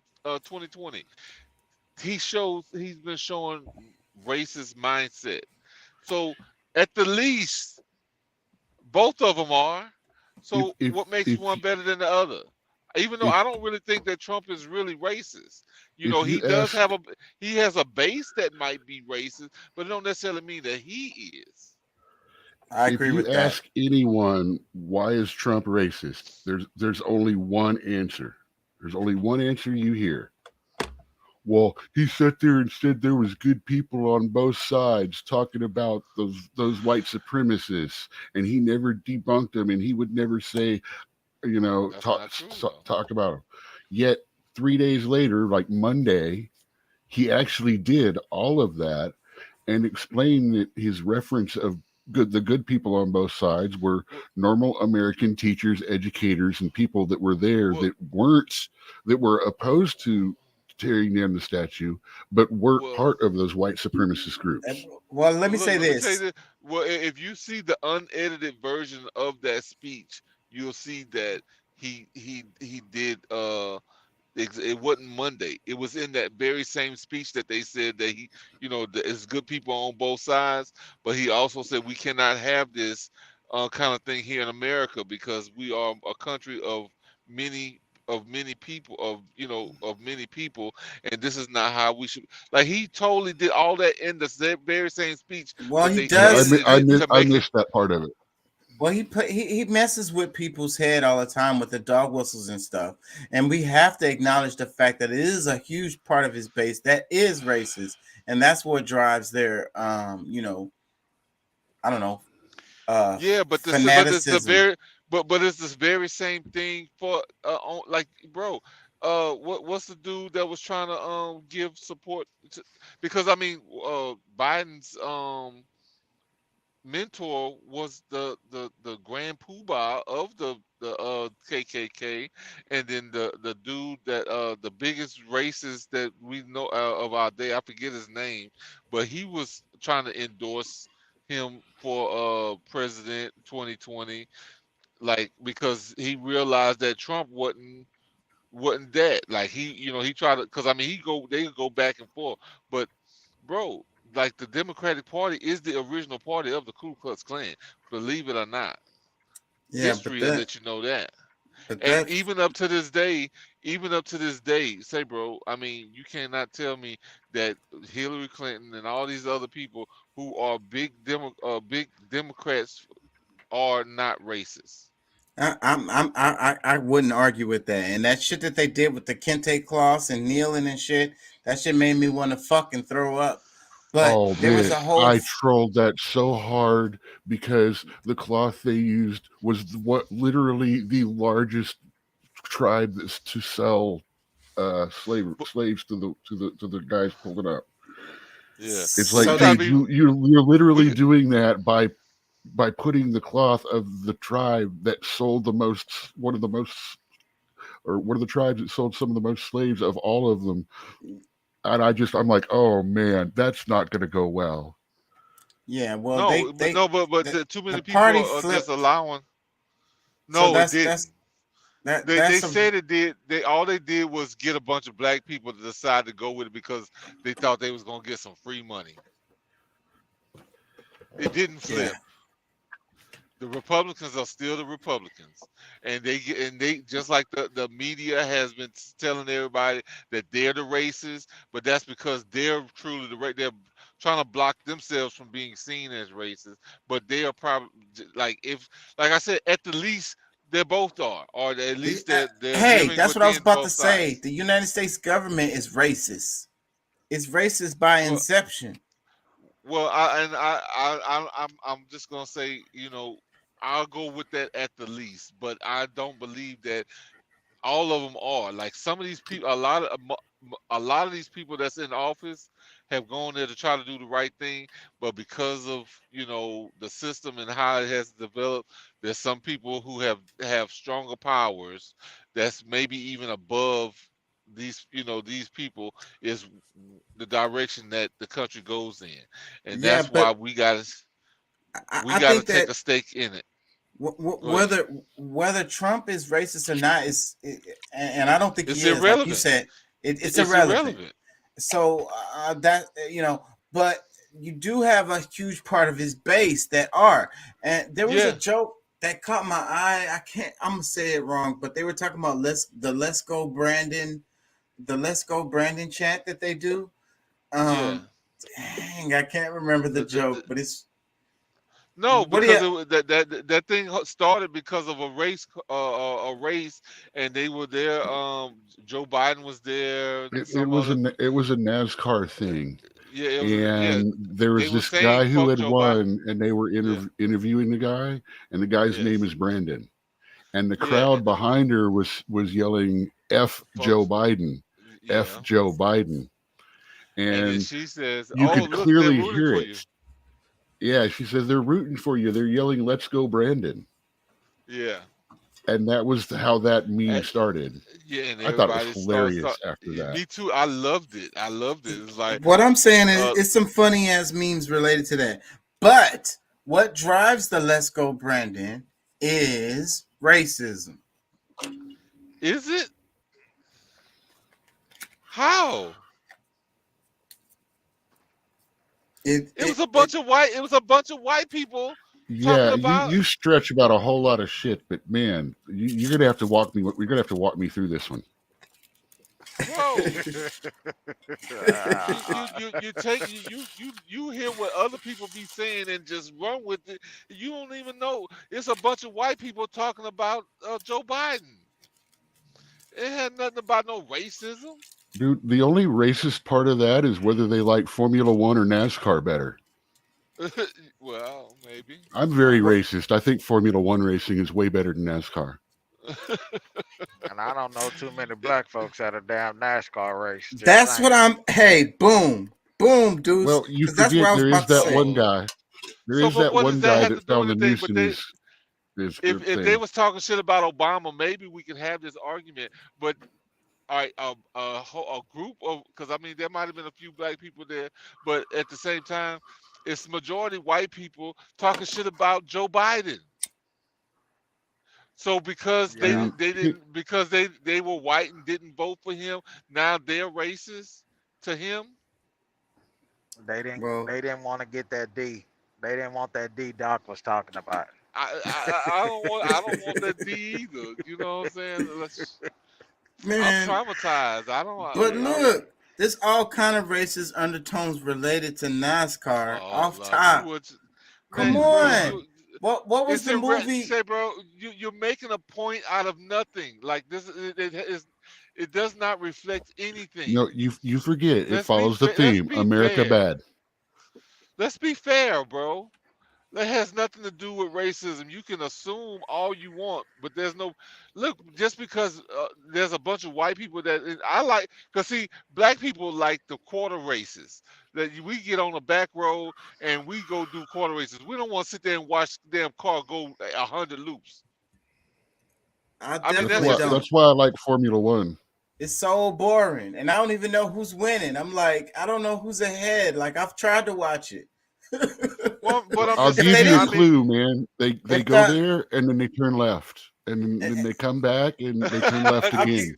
I'm telling you, and the if it wasn't for the announcer, you wouldn't Once know. in a who while was- they slow down because they wreck, but Now, they're see- still going now, to get up see- there and turn left. And you see, know what? look, I might have to watch it if they got Snoop Dogg to be the yeah, like I say, if it wasn't for the announcer, you wouldn't even commentator. know who's winning. So, but the Okay, the, if you were watching basketball, would you know who just caught the ball or bounced something if you didn't have the announcer? Or football? I can follow football and basketball very, very, very well. I used And to people play can both. follow can follow NASCAR. Because you know, in case you didn't notice, the cars have different numbers on them and different colors, kind of like jerseys. I'm about to say the most un-black shit ever. I can't tell the difference between who the fuck it is on football or basketball because I don't give a fuck about neither one of them. If it ain't my child out there playing, fuck the rest of it. Well, It ain't my favorite. I'm It a ain't lot my like that, favorite too. pass. Hey, look here. I go to Super Bowl parties just to eat, nigga. Eat and drink. I don't give a fuck about the game. What is the movie, bro? The guy, famous comedian, I can't think of his name right now. Tall white dude, got a mullet. He's a NASCAR driver, and you know, so it's the thing about, you know, this is me defending my comment Being earlier racist, about. talking about the mullet. You being really racist. Well, with the I'm size trying of to the mullet. defend my comment related to No. NASCAR having, you know, racist undertones. So it's like the Hey, guy. man, I got to tell you this. My roommate overheard the conversation going on, and remember I was talking about people that know NASCAR can tell the cars apart. She named off 5 drivers and their car numbers. And she knows how many laps, who's got the best time and shit while she's watching it. Like, who's really ahead? So when they're in Talladega, is that NASCAR? That's the Or movie. is, That's the movie I'm trying to think of right there. Talladega Nights. That's the movie. Okay, so if you are like, it's the stereotypical. The movie was stereotypical. You know, stereotypical character. He's got a mullet and he's racist. Okay, and that's what I'm saying. These are the undertones. if you're not first, you're last. And super ignorant, and it's related to, like, as far as the wrecks being all people, because, you know, that's another part of this, is like waiting for the wreck. I'm Is like, sorry. If you want to talk about racism in movies, in racing, why are we not talking about Grease Lightning with Richard Pryor, where he plays one of the first black racers?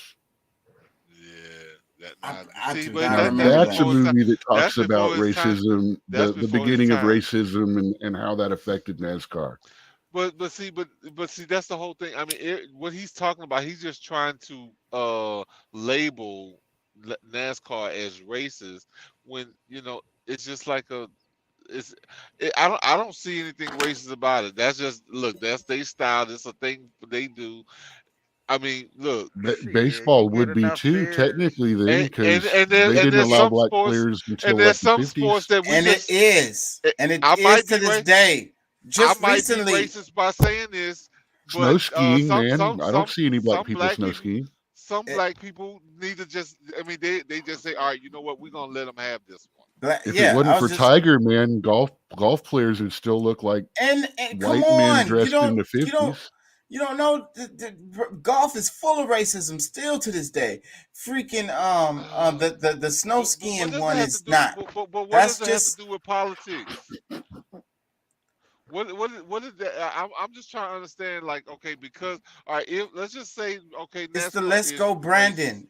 That's how we got here, because I said the Okay, Let's Go Brandon was racist. Okay, and you guys said no. but and then we started. Then we got on the NASCAR. That's how we. Well, because he said NASCAR is inherently racist because, well, white people. Okay, but he needs to point out to me how Let's Go Brandon is racist. I think That's what I was saying. That was a walk. We needed to walk through that one. Because that was the whole thing, that why I even said anything. But I was like, bro, it has nothing racist to do with it. Just because NASCAR might have some racism in it doesn't mean that the statement of Let's Go Brandon is. Well, that's how we landed on NASCAR, because y'all said, you know, it came from a NASCAR situation, and then I just said NASCAR has a whole lot of racist undertones in it.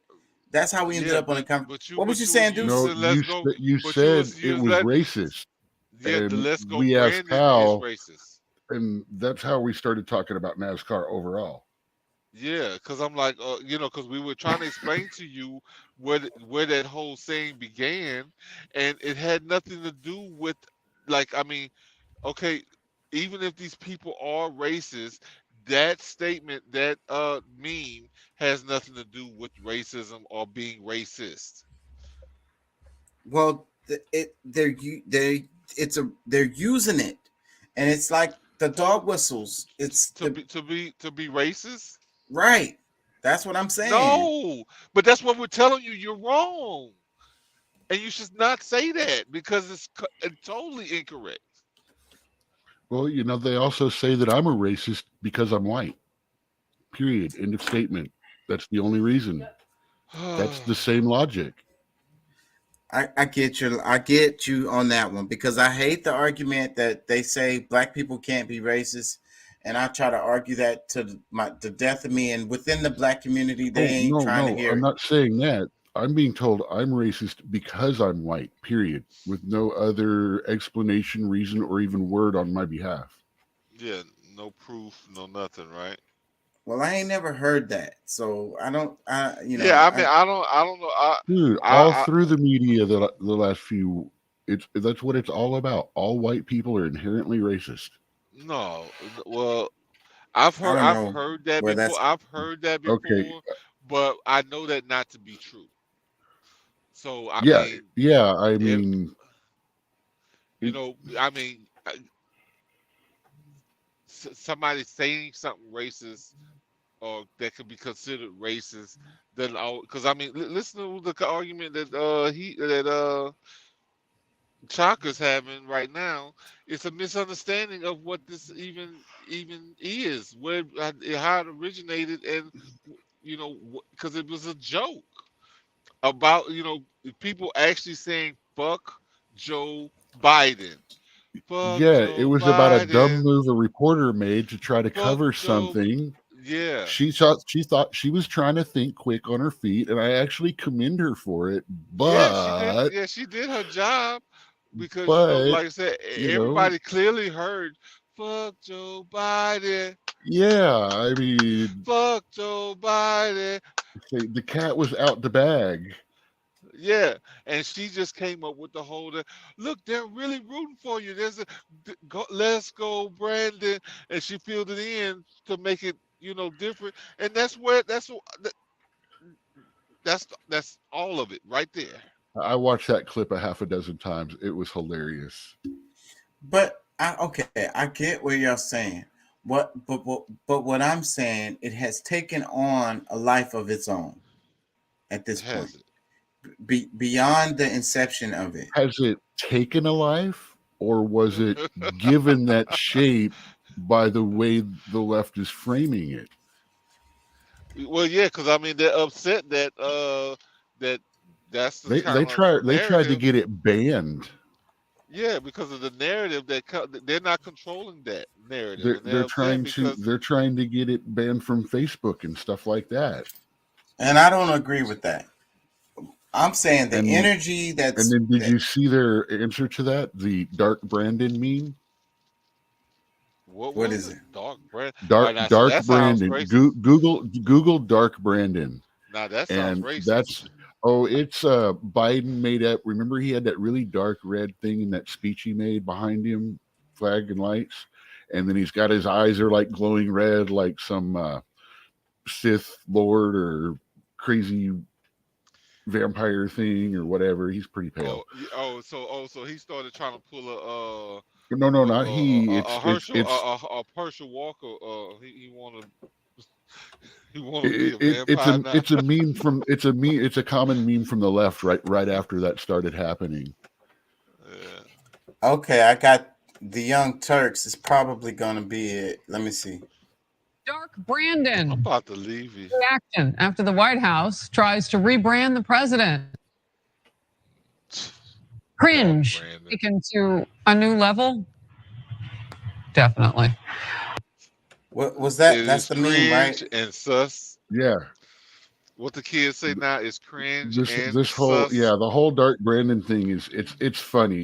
It's worth checking at least that much. I hate the Young Turks because they're complete total communists, But that was a Fox. That was a Fox girl, lady, wasn't it? Yeah, but that was the Young Turks, and I ain't gonna lie. I agree with Young Turks are the ones that put AOC up.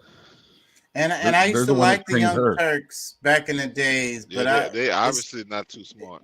It's really hard to watch now. So they are really big on bringing about socialism and all that. Well, see, that's because they they end up getting a bunch of Democratic donate. Like they're a news station that needs it's just like they're actually farther left than the Democrats. Well, it may be. Well, I'm just saying it's a lot like the Democrats will use sound bites from them and then kind of disassociate it after they use the sound bite. hey, that's a good quote. We're going to steal that. And no, we don't like you guys. All of the Dark Brandon stuff is from the left right here. You got the Young Turks. You Yeah, got the Stephen left is the one Colbert. that did it. There goes the Young Turks again. This is the Majority Report with Sam Cedar. I don't know who the hell the expert is. Hey, look, I have to apologize. Hopefully y'all be on tonight because I'll be in a better position. But I gotta go. I gotta be up in just like 3 hours. Well, I appreciate your time, Pat, and I don't think I'm gonna be on. It's gonna be Christmas Eve. I don't think that Well, I don't think we're gonna even have an audience, so I don't think it'll be worth it. Yeah, I got 6 hours till I have to be up to get ready for work. Yeah, I had less than 3 hours, or right at 3 hours before I gotta be up again.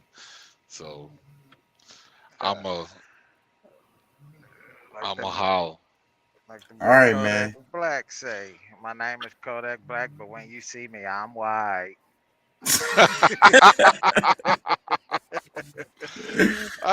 That shit had me rolling. He had like a whole song with that bullshit. I'm like, that shit was funny as fuck. And that is the last thing you see when you see his ass. Yeah, that motherfucker. I'm a fan of Kodak Black. I got quite a few of his songs on my playlist right now. Oh yeah, he talented as hell.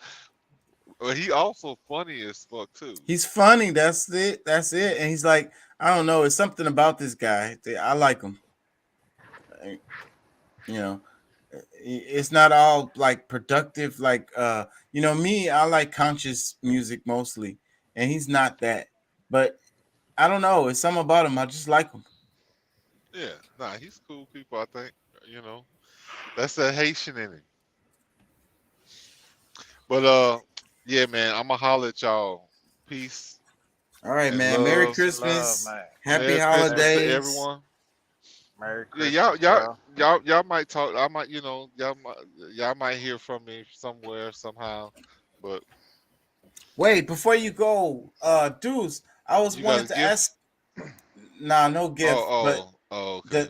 I wanted to ask you, Deuce, do you have a passport? International passport? Yeah, well, actually, I gotta renew it. It just expired. And you got one for the little one and the wife? The little ones. No, I gotta. Yeah, I need to get it. I need to get it for them. But yeah, I had the whole passport book. I could have went pretty much anywhere. Yeah, well, I just did mine for the first time. I'm waiting for it to come back and all that shit. But man, I gotta get my internet. I got to get my international. The book one is. Yeah. Did you go to the Mickey Leland building? Oh, you went through the post office. Nah, I went to the Mickey Leland building downtown. Right there. What's that? 1919 Smith Street. You go there. I think it's the 3rd floor. It's the passport office. They had my shit back to me in like a week. All right, Pat. All right, bro. So I wanted to ask you, Deuce, because I already talked to Pat about it, making like a freaking rendezvous, bro, planning a trip, and we all meet somewhere fucking outside of the United States. Yeah. Yeah, I'm down. I'm down. Shit, that's what we trying to do, like more like vacation destinations. Me and the wife and the kids and stuff. Trying to do more stuff like that. Pat mentioned Belize because I think he said he's planning a destination there, and that's that's on my list too. So, what I said was match schedules. You know what I'm saying? So like, synchronize this shit and fucking meet up. It'll be all the different families. So we gonna all want to do whatever the hell we're gonna do, whatever. But I think it would be cool as hell to all meet somewhere like Belize. Yeah, that would be. Yeah, I gotta that would be pretty cool, man. I gotta reinstate my passport. So, and now I need to actually look into it. I should be good, because I had back taxes and shit like that. So, I was trying to get the settlement agreement done with the IRS before reinstating it because I have heard that if you have like back taxes and shit like that, a lot of times they won't give you a passport or they'll make it hard as fuck for you to get one. Wait, say that again. I was reading some headlines while you were talking. My bad. No, I was saying I need to renew mine basically. But I said I was trying because I had some back taxes that I've been working on clearing up and filing and clearing up, getting put on the settlement plan or whatever. Well, And I don't know so, that much about it. This is my first time getting that passport. I wonder if would toll taxes or something like that hold you up? Like, 'cause I know I owe some toll. Some I don't think so. Toll is just local. That's city shit. Now the thing that if you owe tolls you got to be careful with is when you go to renew your registration, them motherfuckers will be like, "Hey, you got to pay this before we'll give you your sticker, your well, registration sticker." I just got my sticker recently, so that didn't come up. Oh, okay. Yeah, I mean, maybe they don't do it like that no more or something. I don't know, but I know one time, shit, we went and renewed ours, bro. We had to pay like all that money. I think because my wife was either going through the toll. I think it was her going through the tolls, and that shit had tacked on like $300, bro. We had to pay that before we could get our sticker. Yeah, I know, but I haven't. I renewed my driver's license not that long ago, but I'm willing to bet that it's gonna pop up with that. It's funny how the driver's license thing, they catch fucking every damn thing that you can be pulled over by every cop in every situation, and then shit don't never pop up. But when you go get your jam, and then don't let your license expire. Don't let it. Don't let your license expire, because now you got to do the whole ass process again, and they finna dig. Oh, that's what I'm in the middle of right now. Plus, with the pandemic, it's taken me almost 2 years to get my license because 5 different times they lost my appointment. It's such a And pain in the ass. well, see, I only have 1 day a week off, and the bus doesn't go all the way down there. One of the things that came up in the budget renewal thing was related to the COVID restrictions. And one of the things that bothers me a lot is the way, because I had to go get my license renewed, and it was recently. So I can't exactly remember. I suck at time, but since COVID. And it was a real fucking nightmare, and related to like scheduling the appointments, and you know that's how they have it set up now. And then all appointments be full and shit. So I remember younger when I went to go get the driver's license, you could just show up and you fucking pass the written test, and then go take your driving test, and then get your license, and fucking you could do all this in one day. But now you can't. It's impossible to do all that in one day. It can't be done. And not only that is you have to schedule the appointment to do the driving test. And that's a pain in the ass because all the appointments be filled. So now you got to clear your schedule for when there's a schedule available for you to do that damn driving test. So I've noticed whenever you go to government buildings, because I had to go get the sticker, like we just mentioned earlier, I had to get my sticker not that long ago, and the way that they doing that, and I had to go get because I was doing the passport, I had to go get birth certificates or something because I couldn't find them, and I didn't feel like fucking looking for the shit. It was, I figured it would be less stress to go get another one. And so, but the way that they're doing that shit, and the way that all of that is still set up with the COVID restrictions, as far as like how many people they let in the building, like the lines, how many people they serve at the same time. You know what I mean? Everything is really extremely slowed down. All of the government functions, which were already slow as fuck and bureaucratic and full of red tape, since COVID, all of that stuff is even slower. And with my school, one of the things that's been driving me crazy is I need to freaking have a meeting with one of my counselors so I could talk about how to graduate and finish my shit up. But it's just like the government shit. And I was gonna say the hospitals and when you go to the hospital or even like clinics and stuff, all of that stuff is still in that way. It's in that COVID as style. But like I say, I have to schedule an appointment with my counselor to be able to have a face-to-face meeting with them, and they really be wanting to do these Zoom meetings and all this shit. I want to go to a fucking face-to-face meeting so we can pull up everything and knock it out like this, you know? But you have to schedule the meeting, and then it's like all of those are always full, and it's, you know, now I have to schedule it with my time with work and all of that. Before, I used to could just walk into the office and just go chop it up with somebody and get this shit worked out. Like maybe I have to stand in a line or whatever, but it won't be like I have to schedule it for 3 weeks away or a month away or some shit at a time that's bad for me during the same time I have to go to work and shit. You know what I'm saying? Y'all need to be like people like myself and Pat that got a CDL. I know that me having a CDL is my livelihood, so I can't wait till the last fucking minute to go renew my license.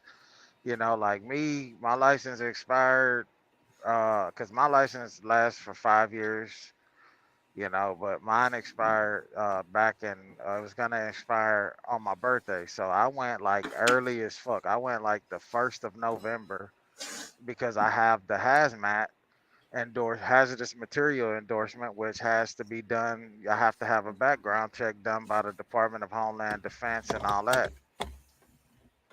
So I had to go down there, I had to schedule an appointment, and I renewed my license, and then I had to retake the test for the hazardous material endorsement. Had to take the test for that, you know. And then when you go to the driver's license office, don't just show up with nothing in hand. You got to have something showing that you are a U.S. citizen, passport, birth certificate. So I took all my shit. I took my passport, birth certificate, all that shit. I took my TWIC card, like, you know. But man, just don't let you know that shit expire in 5 years, man. Just pay attention to it.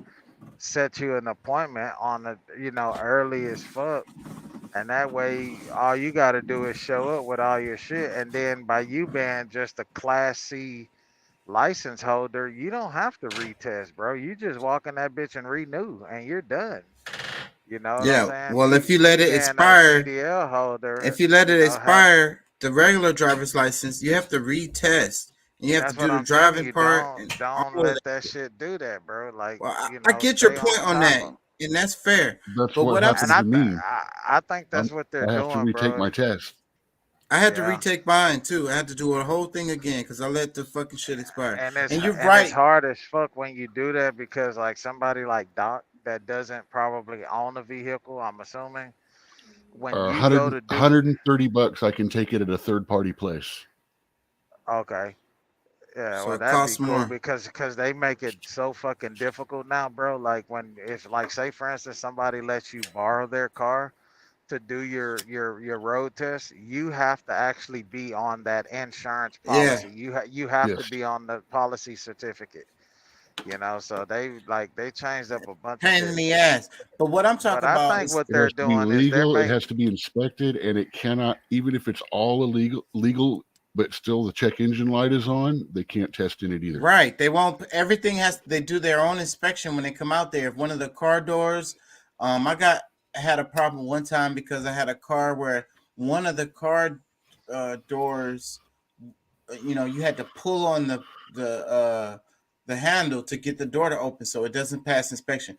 But what I'm talking about is how the COVID restrictions making things more difficult. All those things are still in place, you know, related to the government and schools and hospitals and clinics.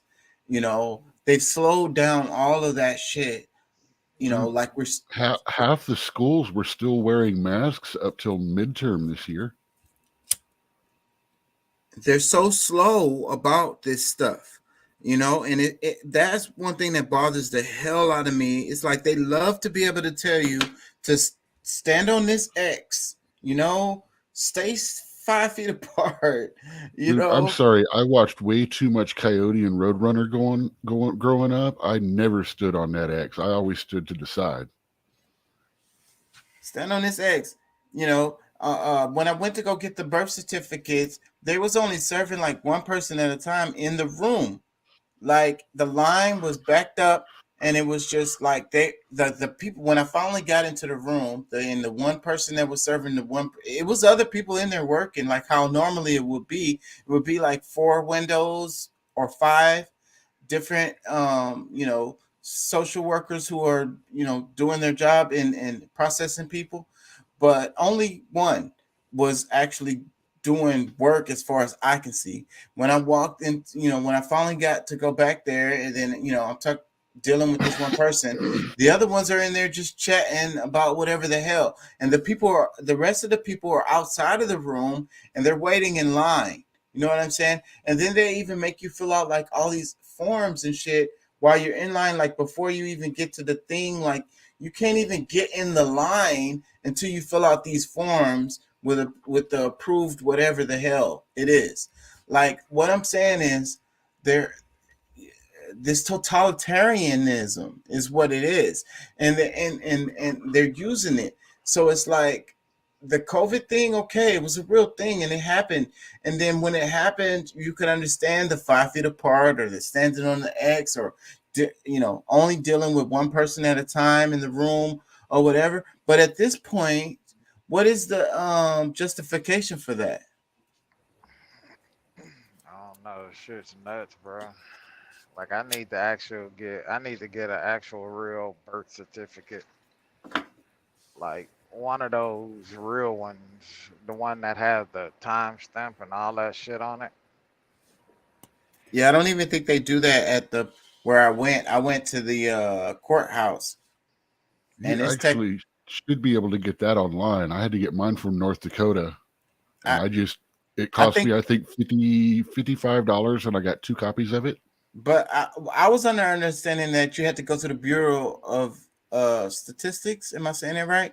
And basically because like I say, you go to the courthouse but that's a copy. It doesn't have the raised what Deuce is talking about. And that's what they were saying. One of the things that pissed me off about the situation is it said this may or may not be able to be used for your passport. I was like, I'm getting this for a passport. Yeah. And she was like, this may or may not be able to be used. I was because like, well, it wasn't your original. It's not your original birth certificate. That was just a birth. What do they call it? It's a difference. It's a birth certificate. And then there's where it's like extremely long. Like this fucker looks like your marriage license is that long. And then there's just a birth, like what do they call that shit? Almost like a receipt of birth. You know what I'm saying? Like a birth receipt is probably like, you probably got the little short one that you can trifold. It's not very long, but the actual real state of Texas birth certificate, that bitch is long, bro. Well, it's like all I can say is that shit pissed me off. I was like, this may or may not. So can y'all communicate with the people who do the passports or whatever and be like, okay, well, this can't be used for your freaking passport, so I won't be here spending money for no reason if that's what I'm doing? Like, where's the communication between the different departments, of the government? You're telling me this may or may not be used to be able to get the passport. Well, can you just tell me if it can or can't be? Can you tell me that before I spend my money and waste my time?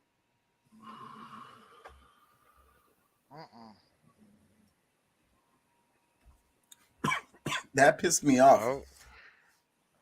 I'm like, this is trash. This is a trash system. We got the computers. You have the internet. You got a fucking phone. Can you call the people or whatever? Like, what? You know what I'm saying? Are y'all feeling me? Dude, my guy at the DMV, I needed my records and stuff like that. I got to the page and stuff where they were, and I was, what was the address? He said, do you mind? And I just handed him my phone, and he's all "Boo-doo-doo," and he did it for me right from my phone, man. It was cool. It was the best customer service I'd ever had. Where did you go?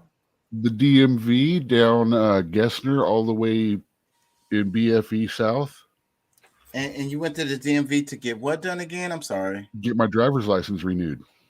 Driver's license renewed. So, but I thought that you could only go, the DMV. Okay, yeah, DMV. That's where you go for that. Shit, I'm just talking about how all this red tape, the bureaucracy shit has grown as a result of COVID, and they just milking the shit out of it. It's not just that, too. It's how many government employees are there to process a lot of this that can mostly be efficiently more done by computers and stuff like that. Right. We're so outdated with a lot of these forms that you have to fill out and all of this stuff. Like a lot of these official forms still ask for your home phone number. And it's like, how many people have a home number? Well, my cell phone number is my home phone number from 1992. How could that be? Because when I got my cell phone, I transferred the number. I got an AT&T cell phone first, and I had an AT&T home phone. I transferred the phone number. It became my cell phone number. And then when I left AT&T, I took it to T-Mobile with me, and I've kept it Well, the at whole this time. point, it's not a home number because the home number is connected to a specific address. And I'm sure you changed. However, it does register as a number because people from jail can call me collect. Really? That's Yes. interesting. But That's it's super. because it started out as a landline before they started adding the new numbers and the new system. That's super interesting. But my point is the forms asking for a home number is ridiculous at this point. Hey, fellas. Hey, man, hate to interrupt y'all, but we're about to switch out, so I'm gonna jump off of here, man. I'm about to wrap it anyway. Yeah, We're over I gotta 3 hours. go. I gotta get at least a little bit of sleep before I do a 10-hour shift. All right, man. So let's wrap it. Peace and love. Merry Christmas to everybody. Happy holidays to everybody. And thank y'all for joining. Thank y'all for listening. Peace and love. Peace and love. Merry Christmas, everybody. Out.